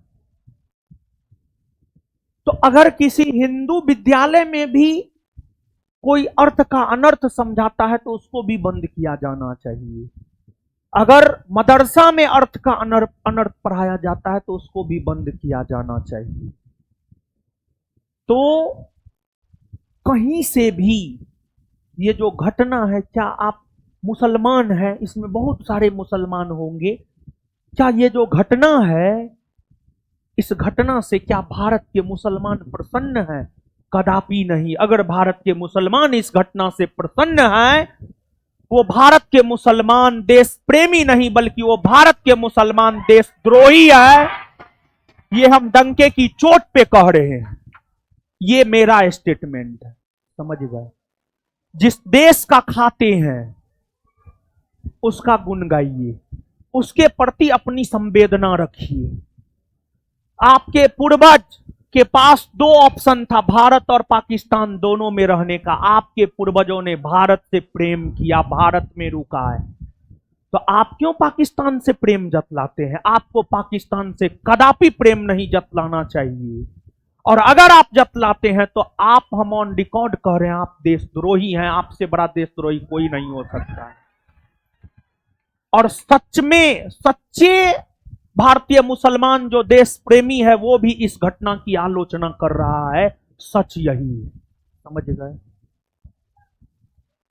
तो मोहम्मद अली जिन्ना कभी आदरणीय नहीं हो सकते हैं, मेरे नजरों में तो नहीं हो सकते हैं, कदापि नहीं हो सकते हैं।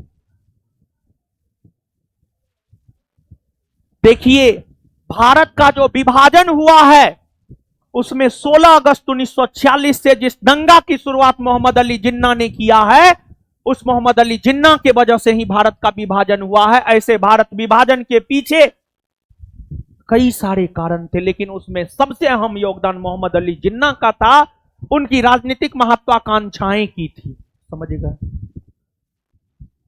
तो इतिहास, आज एक नंबर क्वेश्चन बताए थे, इतिहास आपको, आप शुरू में क्या है उस रूप में आपको याद नहीं रखता है। आपका अंत कैसा हुआ है, इतिहास उस रूप में आपको याद रखता है। अशोक हिंसक था, 99 भाइयों, कहा जाता है 99 भाइयों की हत्या कर गति प्राप्त किया, लेकिन बाद में अशोक शांतिवादी नीति को अपनाया। अशोक को आज शांतिवादी शासक के तौर पर याद किया जाता है।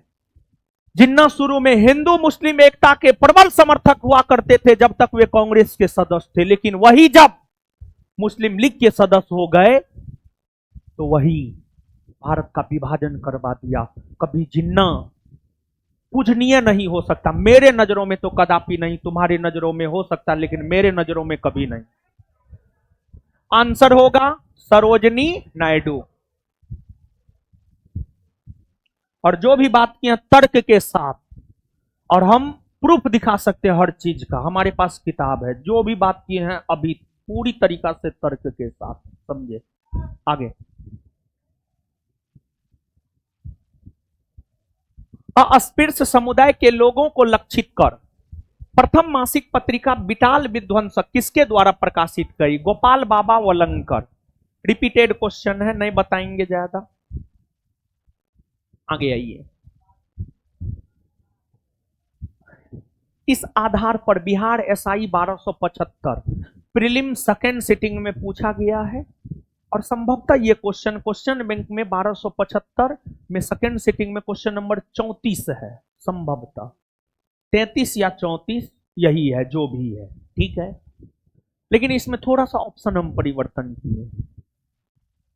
एल नीनो जलधारा के उत्पत्ति का निम्न में से कौन से प्रभाव नहीं? एल नीनो जलधारा के उत्पत्ति का निम्न में से कौन से प्रभाव नहीं है? देखिए, एल नीनो जलधारा। सबसे पहली बात, एक चीज देखिए, एक दो बात बताते हैं फिर इस पर कॉमन बात। मानचित्र को देखिए, सभी महादेश एक दूसरे से इंटरकनेक्टेड है, हां या ना?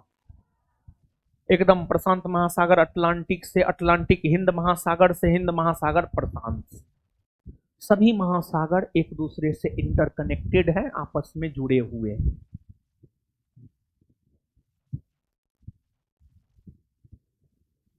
जब कोई गर्म पानी आगे बढ़ती है तो अपने मार्ग में आने वाले पानी को गर्म कर देती है। एल नीनो एक गर्म जलधारा है। जब यह जलधारा चलती है तो अपने मार्ग में आने वाली जल को गर्म कर देती है, गर्म कर देती है। अब देखिए बाबू, आप देखिएगा कि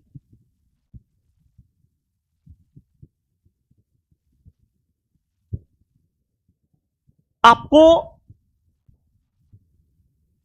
जहां पर गर्मी होगा वहां लो प्रेशर बेल्ट, जहां ठंडी होगा वहां हाई प्रेशर बेल्ट। गर्म हवा हल्की होती है, हल्की होने के कारण गर्म हवा ऊपर उठ जाती है और उस क्षेत्र में लो प्रेशर बेल्ट बन जाता है। ठंडी हवा भारी होती है, जहां ठंडी हवा होती है वहां हाई प्रेशर बेल्ट। और हवा हमेशा हाई प्रेशर बेल्ट से लो प्रेशर बेल्ट की ओर चलती है। इस क्वेश्चन को समझने के लिए ये सब बात आपके दिमाग में होनी चाहिए। पहली बात, गर्म जलधारा अपने मार्ग में आने वाले जल को गर्म कर देती है। दूसरी बात, जहां गर्मी वहां हाई लो प्रेशर बेल्ट, जहां ठंडा वहां हाई प्रेशर बेल्ट। और तीसरी बात, हवा हमेशा हाई प्रेशर बेल्ट से लो प्रेशर बेल्ट की ओर चलती है। एल नीनो प्रशांत महासागर में 5 बरस या 10 बरस के अंतराल पर उत्पन्न होने वाली एक गर्म जलधारा है। जब इस जलधारा की उत्पत्ति होती है तो इसका प्रभाव सिर्फ प्रशांत महासागर से सटे देशों के साथ नहीं, बल्कि हिंद महासागर से सटे देशों के साथ भी इसका प्रभाव देखने को मिलता है। यानी एल नीनो की उत्पत्ति का प्रभाव उन देशों में भी मिलता है जो प्रशांत महासागर से भी सटे हुए हैं, तथा उन देशों में भी मिलता है जो हिंद महासागर से सटे हुए हैं। गर्म जलधारा है। एक बात, दुभड़ी लगा हुआ है, दुभड़ी मतलब घास, उस पे गर्म पानी डालो, घास खत्म हो जाएगा। कभी नहीं किया है एक्सपेरिमेंट तो करना। मछली के लिए भोजन होता है प्लैंकटन घास।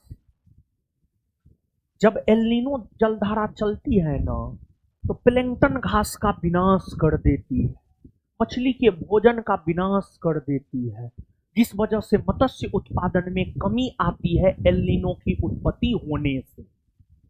इसके बाद एल नीनो की उत्पत्ति होने से भूमध्य रेखा पर वायुमंडलीय परिसंचरण में विकृति उत्पन्न होती है। विकृति जैसे आपके पेट में पत्थर है, वो आपके लिए विकृति हुआ, या मतलब आप बीमार हैं। विकृति मतलब जैसा होना चाहिए वैसा नहीं। एल नीनो की उत्पत्ति से भूमध्य रेखा के वायुमंडलीय परिसंचरण में विकृति होता है। मतलब भूमध्य रेखा पर हवा जिस दिशा में चलनी चाहिए उसके अपोजिट चलने लगती है, जिससे समुद्री वाष्पन में भी कमी आती है। एल नीनो का ये सब प्रभाव है। और एल नीनो की उत्पत्ति प्रत्येक 5 या 10 वर्ष के अंतराल पर होती है। और एल नीनो गर्म जलधारा है, अपने मार्ग में आने वाले जल को गर्म करती है। एल नीनो धारा की उत्पत्ति होने से हिंद महासागर में लो प्रेशर बेल्ट बनता, लो प्रेशर बेल्ट, निम्न वायुदाब। और एल नीनो की उत्पत्ति होने से जब हिंद महासागर में लो प्रेशर बेल्ट बनती है तो भारत में मानसून का आगमन देरी से होता है। और जब भारत में मानसून का आगमन देरी से होता है तो फिर आपको, जब वर्षा मानसून का आगमन देरी से होगा यानी वर्षा कम होगा, वर्षा कम होगा यानी सुखाड़ होगा। तो मानसून, भारतीय मानसून को भी एल नीनो प्रभावित करता है। और एल नीनो के उत्पत्ति होने से भारत में मानसून का आगमन 15-20 दिन देरी से होता है, कम वर्षा होता है और भारत में सुखाड़ की स्थिति उत्पन्न होती है। ये सब एल नीनो के प्रभाव है। एक बार बिहार एसआई पूछ चुका है, आगे भी पूछ सकता है। बताइए उत्तर।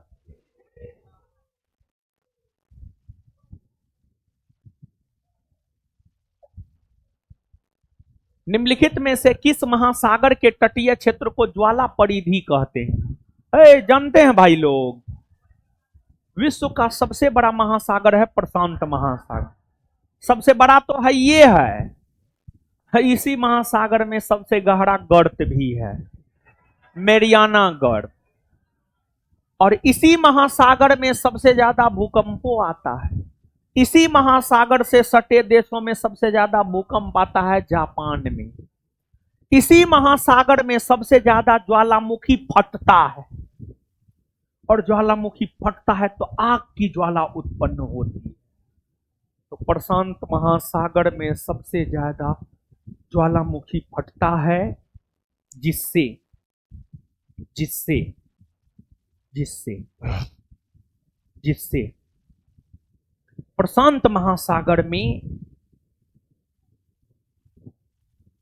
जहां तहां आग की ज्वाला, आग की लपटें आपको दिखाई देगा। तो प्रशांत महासागर को ही अग्नि वलय, रिंग ऑफ फायर या ज्वाला परिधि कहा जाता है।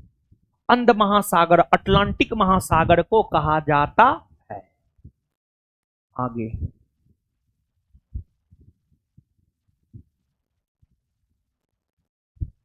विश्व के निम्नलिखित प्रदेशों में से किस में खट्टे रसीले फलों का उत्पादन बहुत विकसित है? खट्टे रसीले फल सबसे ज्यादा है भूमध्य रेखीय प्रदेश में।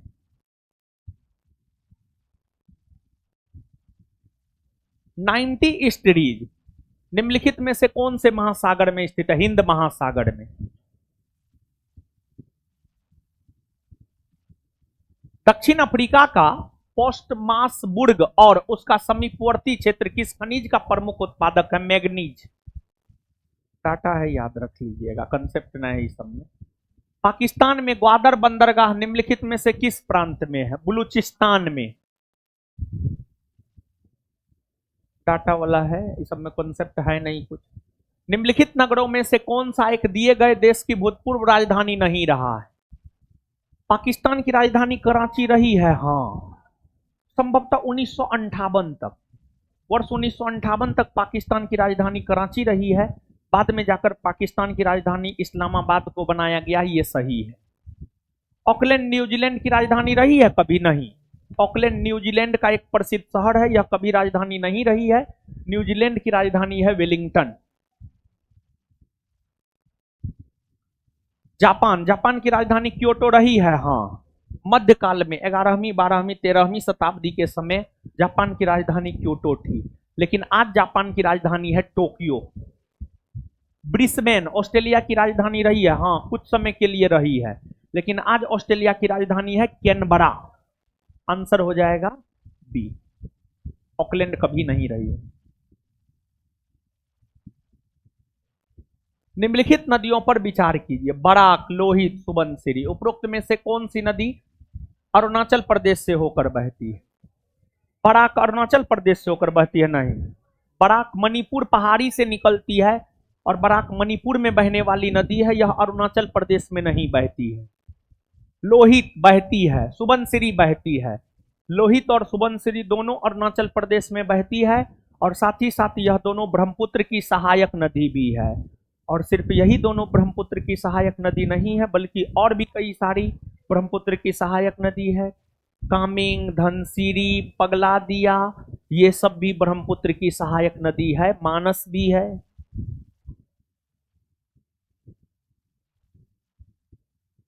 भारत के निम्नलिखित क्षेत्रों में से किस एक में मैंग्रोव वन, सदापर्णी वन और पर्णपाती वनों का संयोजन है? मतलब कहां पर सब प्रकार का वन पाया जाता है? लगभग सब प्रकार का वन पाया जाता है अंडमान निकोबार द्वीप समूह में। अंडमान निकोबार द्वीप समूह में।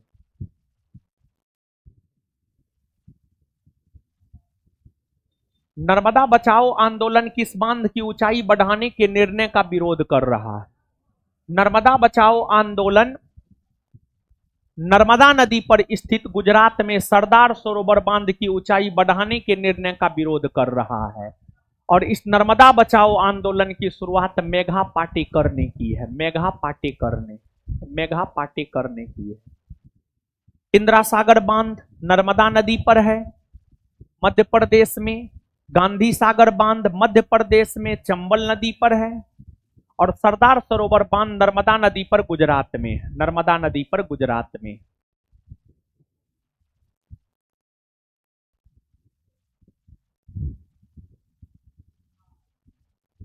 निम्नलिखित में से कौन सा वन्यजीव अभयारण्य बिहार के मुंगेर जिला में?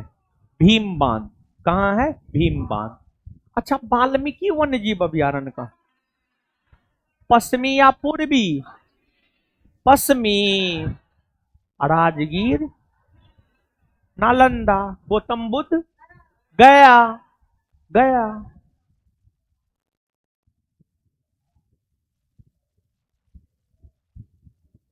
निम्नलिखित घटनाओं को उनके प्रारंभ के कालानुक्रम में व्यवस्थित कीजिए। देखिए, जैसे सुनिए, जैसे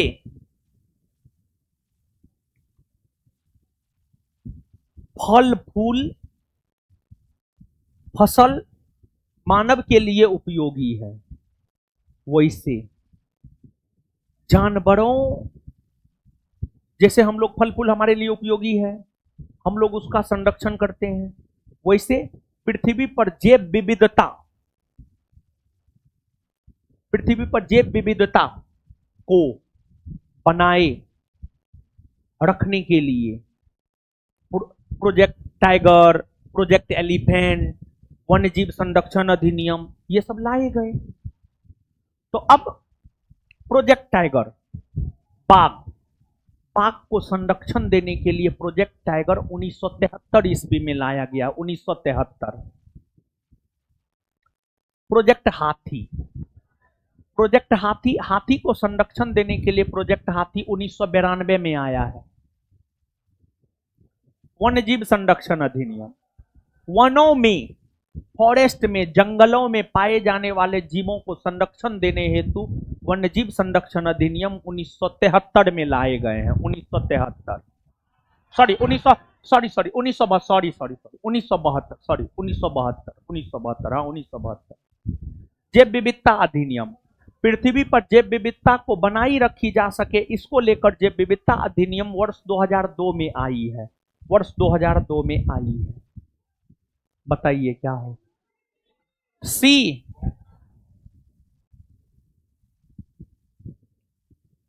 कार्बन क्रेडिट का दृष्टिकोण, अवधारणा इनमें से किससे शुरू हुआ है? Kyoto protocol.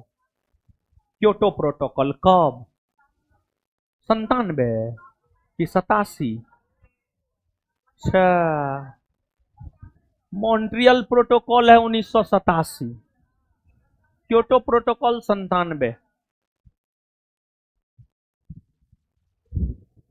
निम्न में से कौन गोकुड़ झील का उदाहरण? देखिए, सुनिए, देखिए, झील, झील की आकृति सामान्य तौर पर तालाब जैसा होता, पोखर जैसा होता है। स्थल खंड से घिरे, स्थल खंड से चारों तरफ से घिरे शांत जल के क्षेत्र को झील कहते हैं। झील कई प्रकार के होते हैं, अनूपिया लेगुन झील, गोखुर झील, पलाया झील, क्रेटर झील। अब देखिए, चिल्का झील ओडिशा में है, यह लेगुन या अनूप झील का उदाहरण है। चिल्का झील ओडिशा में है, यह लेगुन झील, झील का प्रकार है लेगुन, यह लेगुन झील या अनूप झील का उदाहरण है। चिल्का झील ही नहीं बल्कि आपको जो है आंध्र प्रदेश तमिलनाडु के सीमा पर स्थित पुलिकट झील, केरल का बेम्बानड झील, अष्टमुडी झील, ये सब झील लेगुन या अनूप झील का उदाहरण है। अब लेगुन या अनूप झील की अगर आप बात करेंगे तो ये सामान्य तौर पर समुद्री राज्यों में देखने को मिलता है। चट्टान, बालू, कंकर, पत्थर इत्यादि जैसे अवरोधों की वजह से मुख्य समुद्री जल का कुछ हिस्सा अलग होकर जब जलाशय का निर्माण करता है तो उसी को अनूप या लेगुन झील कहते हैं। इसको और अगर विस्तार पूर्वक समझना है तो YouTube चैनल पर अनूप या लेगुन झील समझाए हुए हैं, और एग्जाम्पल दे करके समझाए हुए हैं, और बिट्टू झा सर के जीवन पर एग्जाम्पल देकर समझाए हुए।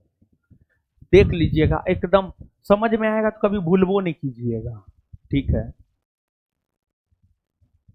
गोखूर झील, वैसा झील जिसकी आकृति गाय के खुर के समान होती है उसी को गोखूर झील कहते हैं। इसका सबसे प्रसिद्ध उदाहरण है बिहार के बेगूसराय में स्थित कांवरताल झील, लोनार झील महाराष्ट्र में है। यह क्रेटर झील का उदाहरण है। क्रेटर झील किसे कहते हैं? ज्वालामुखी क्रिया के परिणाम स्वरूप जो गड्ढा बनता है उसमें जो पानी जमा होता है उसी झील को क्रेटर झील कहते हैं। सांभर झील राजस्थान में है, भारत में खारे पानी का सबसे बड़ा झील है। और यह पलाया झील का उदाहरण है। पलाया झील,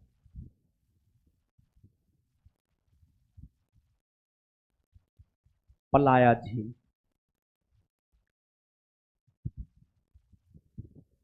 भारत का पहला एल्युमिनियम उद्योग कब और कहां स्थापित हुआ था? भारत का पहला एल्युमिनियम उद्योग एल्युमिनियम कॉरपोरेशन ऑफ इंडिया नाम से 1937 में पश्चिम बंगाल के जेके नगर में स्थापित हुआ था। पश्चिम बंगाल के जेके नगर में 1885 में पश्चिम बंगाल के रिसरा में भारत का प्रथम जूट उद्योग 1855 में पश्चिम बंगाल के रिसरा में स्थापित किया गया था। 1907 जमशेदपुर भारत का प्रथम सफल लौह इस्पात कारखाना TISCO Tata and iron steel company की स्थापना 1907 में जमशेदपुर में जमशेदजी टाटा के द्वारा किया गया था। 1854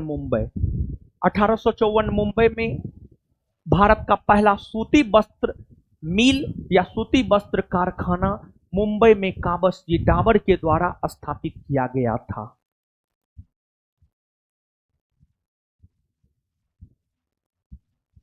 ब्रिटिश इंडिया के निम्नलिखित में से किस अधिनियम ने सामूहिक कार्य संचालन के स्थान पर विभाग या विभागीय पद्धति द्वारा वायसराय की कार्यकारी परिषद पर उनके प्राधिकार को अधिक बल प्रदान किया? भारतीय परिषद अधिनियम 1861।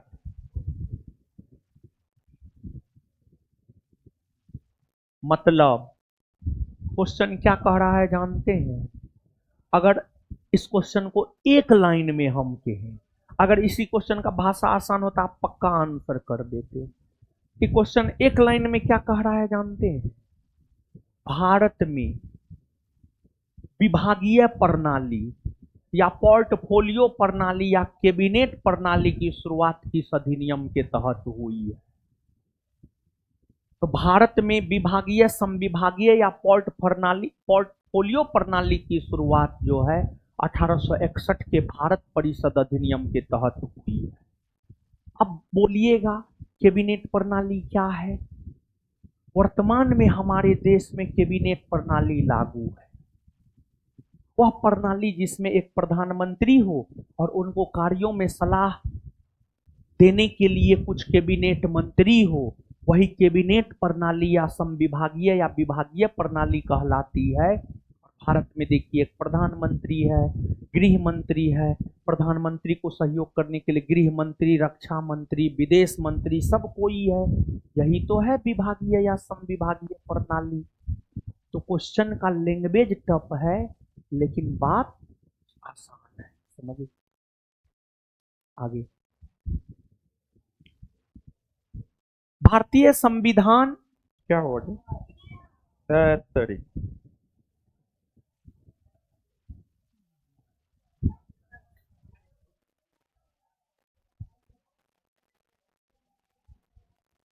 काटा उटा नहीं था हो।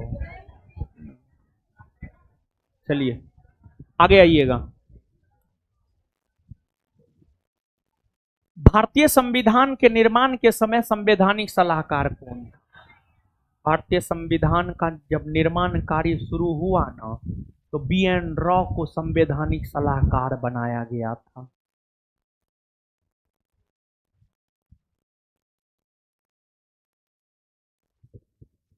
प्रारूप समिति के अध्यक्ष, बी आर प्रारूप समिति के एकमात्र कांग्रेसी सदस्य के एम मुंशी।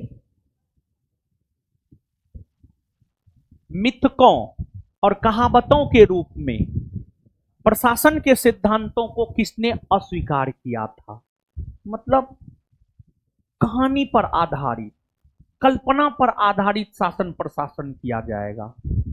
इसको स्वीकार किया जाए कि हमारे पूर्वज में फलना राजा थे, फलना ऐसे किए तो हम ऐसे करेंगे, तो ऐसे थोड़े हो सकता है।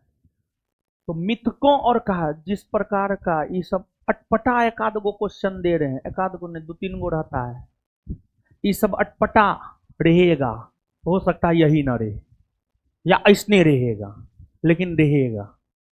ये हम बोल रहे हैं 18 मई में रहे या ना रहे, लेकिन आगामी जो बिहार एसआई आने वाला उसमें रहेगा।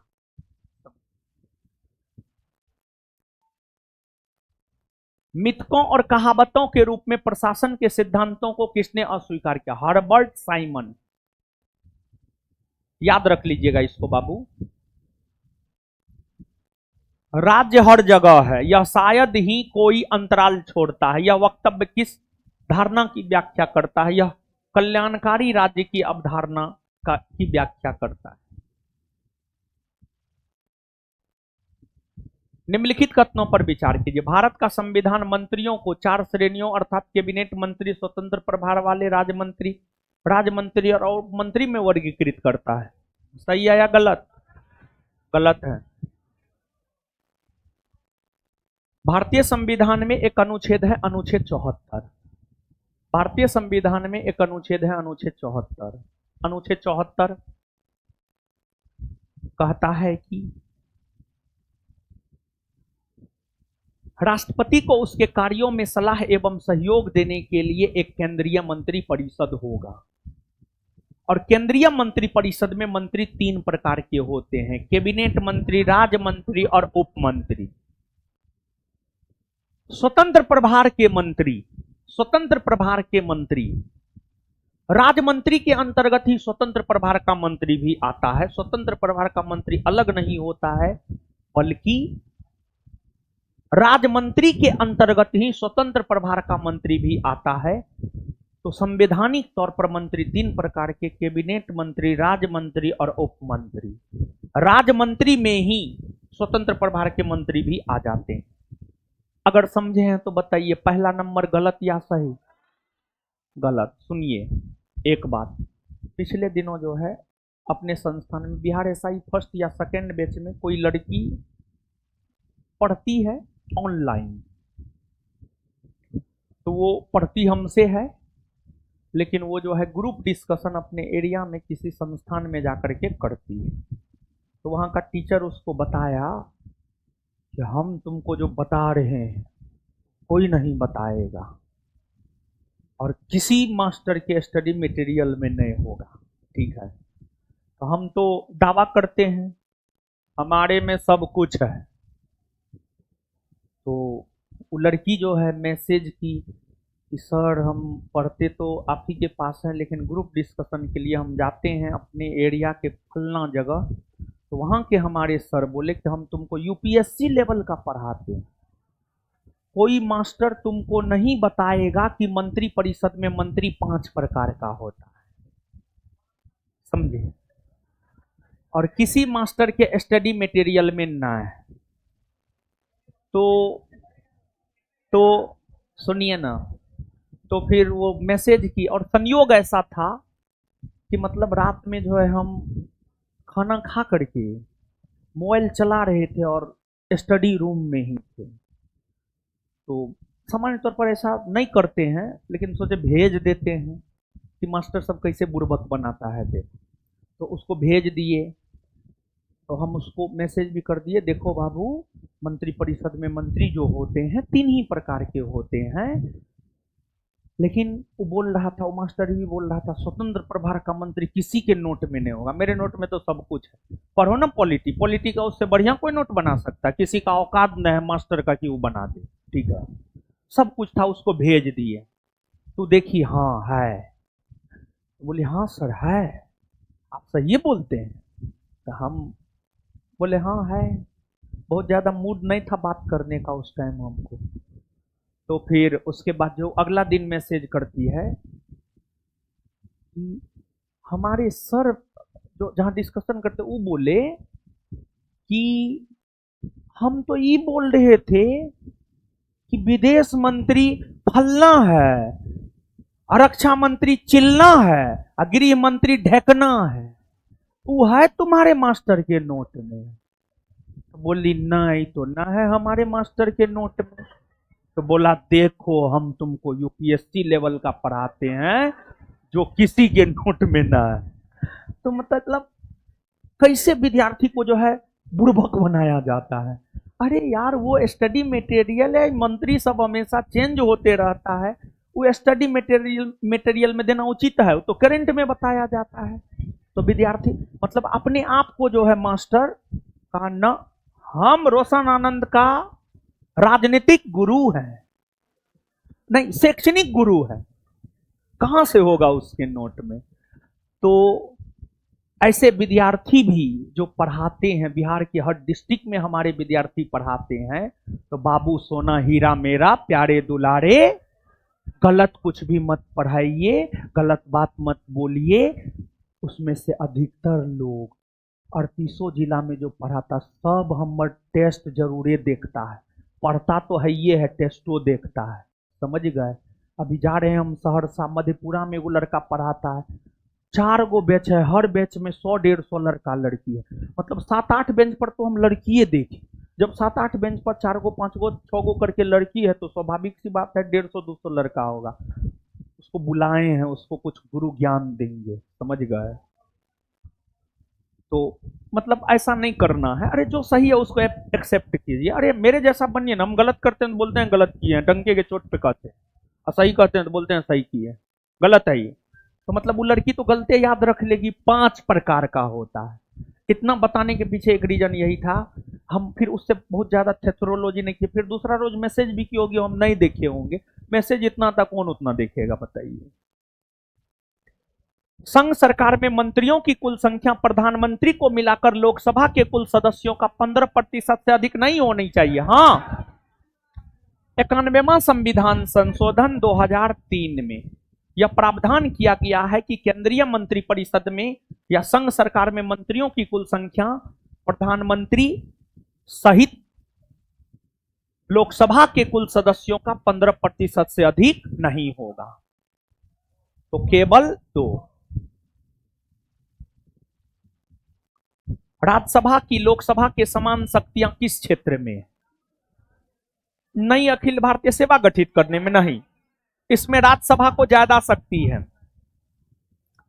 दोनों को एक समान शक्ति नहीं है, बल्कि इसमें राज्यसभा को ज्यादा शक्ति है। इसमें राज्यसभा का एकाधिकार है, लोकसभा को न है इसमें शक्ति। अनुच्छेद 312 संविधान में संशोधन करने के विषय में। हाँ, संविधान में संशोधन करने के विषय में जितना शक्ति लोकसभा को है उतना ही राज्यसभा। संविधान संशोधन विधेयक पहले लोकसभा में भी आ सकता है या पहले राज्यसभा में, और संविधान संशोधन विधेयक को संसद के दोनों सदनों को अलग अलग 2/3 बहुमत से पारित करना होता है। तो इसी में है। सरकार को हटाने में लोकसभा को ज्यादा अधिकार है, कटौती प्रस्ताव प्रस्तुत करने लोकसभा की, दोनों में लोकसभा को ज्यादा अधिकार है। लेकिन इसमें जो है दोनों को समान अधिकार है, और इसमें जो है राज्यसभा को ज्यादा अधिकार है। आंसर होगा बी।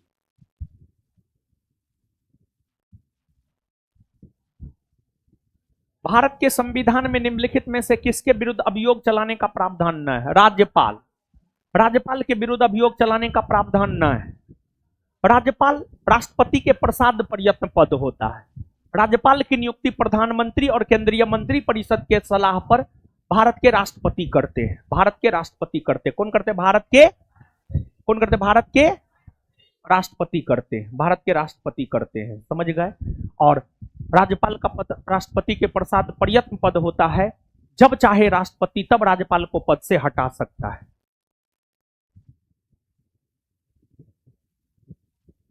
यदि बजट विधानसभा में पुनः स्थापित होने से पूर्व यानी विधानसभा में इंट्रोड्यूस किए जाने से पूर्व, यानी विधानसभा में रखे जाने से पूर्व। पूरा स्थापित मतलब रखा जाना, ये वर्ड थोड़ा टफ है, रखा जाना। पूरा स्थापित मतलब रखा जाना। जहां पर भी पॉलिटी में पूरा स्थापित होगा उसका अंग्रेजी इंट्रोड्यूस और हिंदी में रखा जाना। यानी कह रहा है यदि बजट विधानसभा में पूरा स्थापित होने से पूर्व खुल जाए तो क्या होगा। तो बजट बनाने की जिम्मेवारी और बजट पेश करने की जिम्मेवारी राज्य सरकार के वित्त मंत्री का होता है। और वित्त मंत्री जब बनता है कोई व्यक्ति तो वो शपथ ग्रहण करता है और सूचना की गोपनीयता की शपथ लेता है। सूचना एवं गोपनीयता की शपथ, सूचना की गोपनीयता की शपथ लेता है।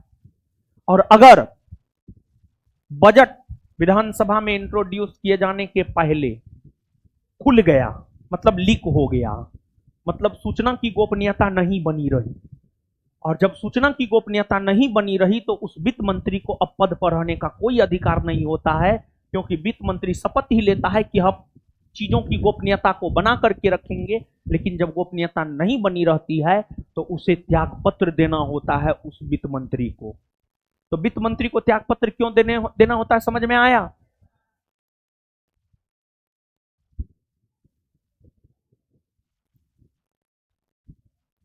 निम्नलिखित कथनों पर विचार कीजिए। न्यायमूर्ति वी आर कृष्ण अय्यर भारत के मुख्य न्यायमूर्ति थे? नहीं। न्यायमूर्ति वी आर कृष्ण अय्यर भारत के सुप्रीम कोर्ट के न्यायाधीश रहे हैं, लेकिन मुख्य न्यायाधीश नहीं रहे। गलत। न्यायमूर्ति वी आर कृष्ण अय्यर भारतीय न्यायिक व्यवस्था में लोकहित याचिका के प्रजनकों में से एक माने जाते हैं। हाँ, आंसर हो जाएगा केवल 2।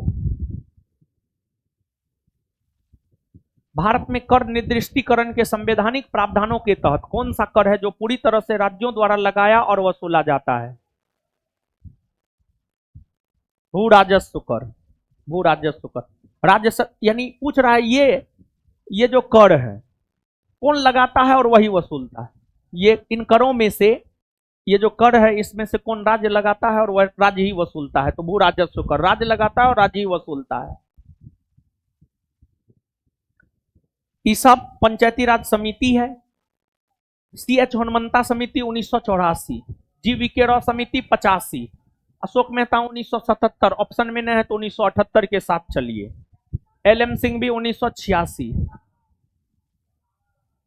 बलवंत राय मेहता 1957। क्या होगा? डी। भारत के संविधान निर्माण का पहला धुंधला संकेत किस अधिनियम में देखने को मिलता है? यानी भारत का संविधान बनाया जाएगा, इसका संकेत कहां मिला है? तो इसका संकेत मिला है भारत शासन अधिनियम 1833 में। भारत शासन अधिनियम 1833 में। अब भारत शासन अधिनियम 1833 की अगर हम बात करें तो इस एक्ट की कई सारी विशेषताएं। इस एक्ट के तहत कंपनी के व्यापारिक एकाधिकार को पूर्णतः समाप्त करते हुए कंपनी को एक प्रशासनिक कंपनी बना दिया गया। इस एक्ट के तहत बंगाल के गवर्नर जनरल का पदनाम बदलकर भारत का गवर्नर जनरल किया गया। फिर 1813 का चार्टर एक्ट है। 1813 के चार्टर एक्ट के तहत कंपनी के व्यापारिक एकाधिकार को आंशिक तौर पर समाप्त किया गया। 1853 का चार्टर एक्ट है। इस चार्टर एक्ट के प्रावधानों के तहत भारत में एक नया विधान परिषद का गठन किया गया, जिसे भारतीय विधान परिषद कहा गया, जो भारत के लघु संसद के तौर पर काम किया। भारत के लिए लघु संसद के तौर पर काम किया। 1858 का भारत परिषद अधिनियम। इस अधिनियम की कई सारी विशेषताएं हैं। इस अधिनियम को भारत के शासन को बेहतर बनाने वाला अधिनियम कहा जाता है, और इसी अधिनियम के तहत भारत में अंग्रेजी कंपनी के शासन का अंत हुआ और ब्रिटिश क्राउन या ब्रिटिश ताज के शासन की स्थापना हुई। अनुसूचित जाति और अनुसूचित जनजातियों के लिए एक राष्ट्रीय आयोग गठित करने का प्रावधान किस अनुच्छेद में? अनुसूचित जाति 338, अनुसूचित जनजाति 338 से, और राष्ट्रीय और पिछड़ा वर्ग आयोग अनुच्छेद 338B। आंसर होगा ए। निम्नलिखित में से कौन राज्य का मुख्य सूचना आयुक्त या राज्य सूचना आयुक्त नहीं हो सकता? पत्रकारिता क्षेत्र का व्यक्ति हो सकता है, विधि क्षेत्र का व्यक्ति हो सकता है, विज्ञान हो सकता है, राज्य क्षेत्र की विधानमंडल का सदस्य, संसद का सदस्य, विधानमंडल का सदस्य या किसी भी लाभ के पद पर अगर कोई भी है तो वह राज्य का मुख्य सूचना आयुक्त नहीं हो सकता है। और राज्य का जो मुख्य सूचना आयुक्त होता है उनकी नियुक्ति राज्यपाल करता है, लेकिन उन्हें राज्यपाल हटाता नहीं है, बल्कि मुख्य सूचना आयुक्त को उसी तरीका से हटाया जाता है जैसे हाईकोर्ट के न्यायाधीश को हटाया जाता है।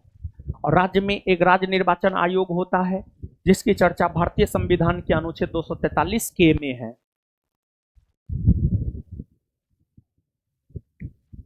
संयुक्त राष्ट्र के प्रजातंत्रीकरण की मांग का संबंध मुख्यतः है। संयुक्त राष्ट्र के प्रजातंत्रीकरण की मांग का संबंध सुरक्षा परिषद से है। सुरक्षा परिषद संयुक्त राष्ट्र संघ के 6 अंग है, उसमें एक अंग है सुरक्षा परिषद। उसी का काम है वैश्विक देशों जहां पर प्रजातंत्र की स्थापना नहीं हुई है उसका प्रजातंत्रीकरण करना। Answer C. धन्यवाद सभी लोगों का, मिलते हैं अगले क्लास में। और 1 मिनट सुन लीजिए, कल बिट्टू झा सर नहीं है, लेकिन इसके बावजूद कल आपका टेस्ट होगा और संभवतः कल हम अपना ही टेस्ट रखेंगे। और कल के टेस्ट में जो है current, economics, science, history, polity, geography, एक मिसलेनियस टाइप का टेस्ट लेंगे। मतलब कल के टेस्ट के जरिए हम ये दिखाएंगे कि हम साइंस भी पढ़ा सकते हैं, हम इकोनॉमिक्स भी पढ़ा सकते हैं। समझ गए? तो साइंस का क्वेश्चन सब कल हम देंगे, समझ गए ना? हाँ ठीक है, साइंस का टेस्ट कल होना चाहिए, तो साइंस के क्वेश्चन भी कल के टेस्ट में रहेंगे। समझे? देंगे साइंस का क्वेश्चन, मारेंगे मुंह तोड़ देंगे। 100 क्वेश्चन, पैसा देगा 500, बोलो ना, तब तो कहेगा 200 ने 150।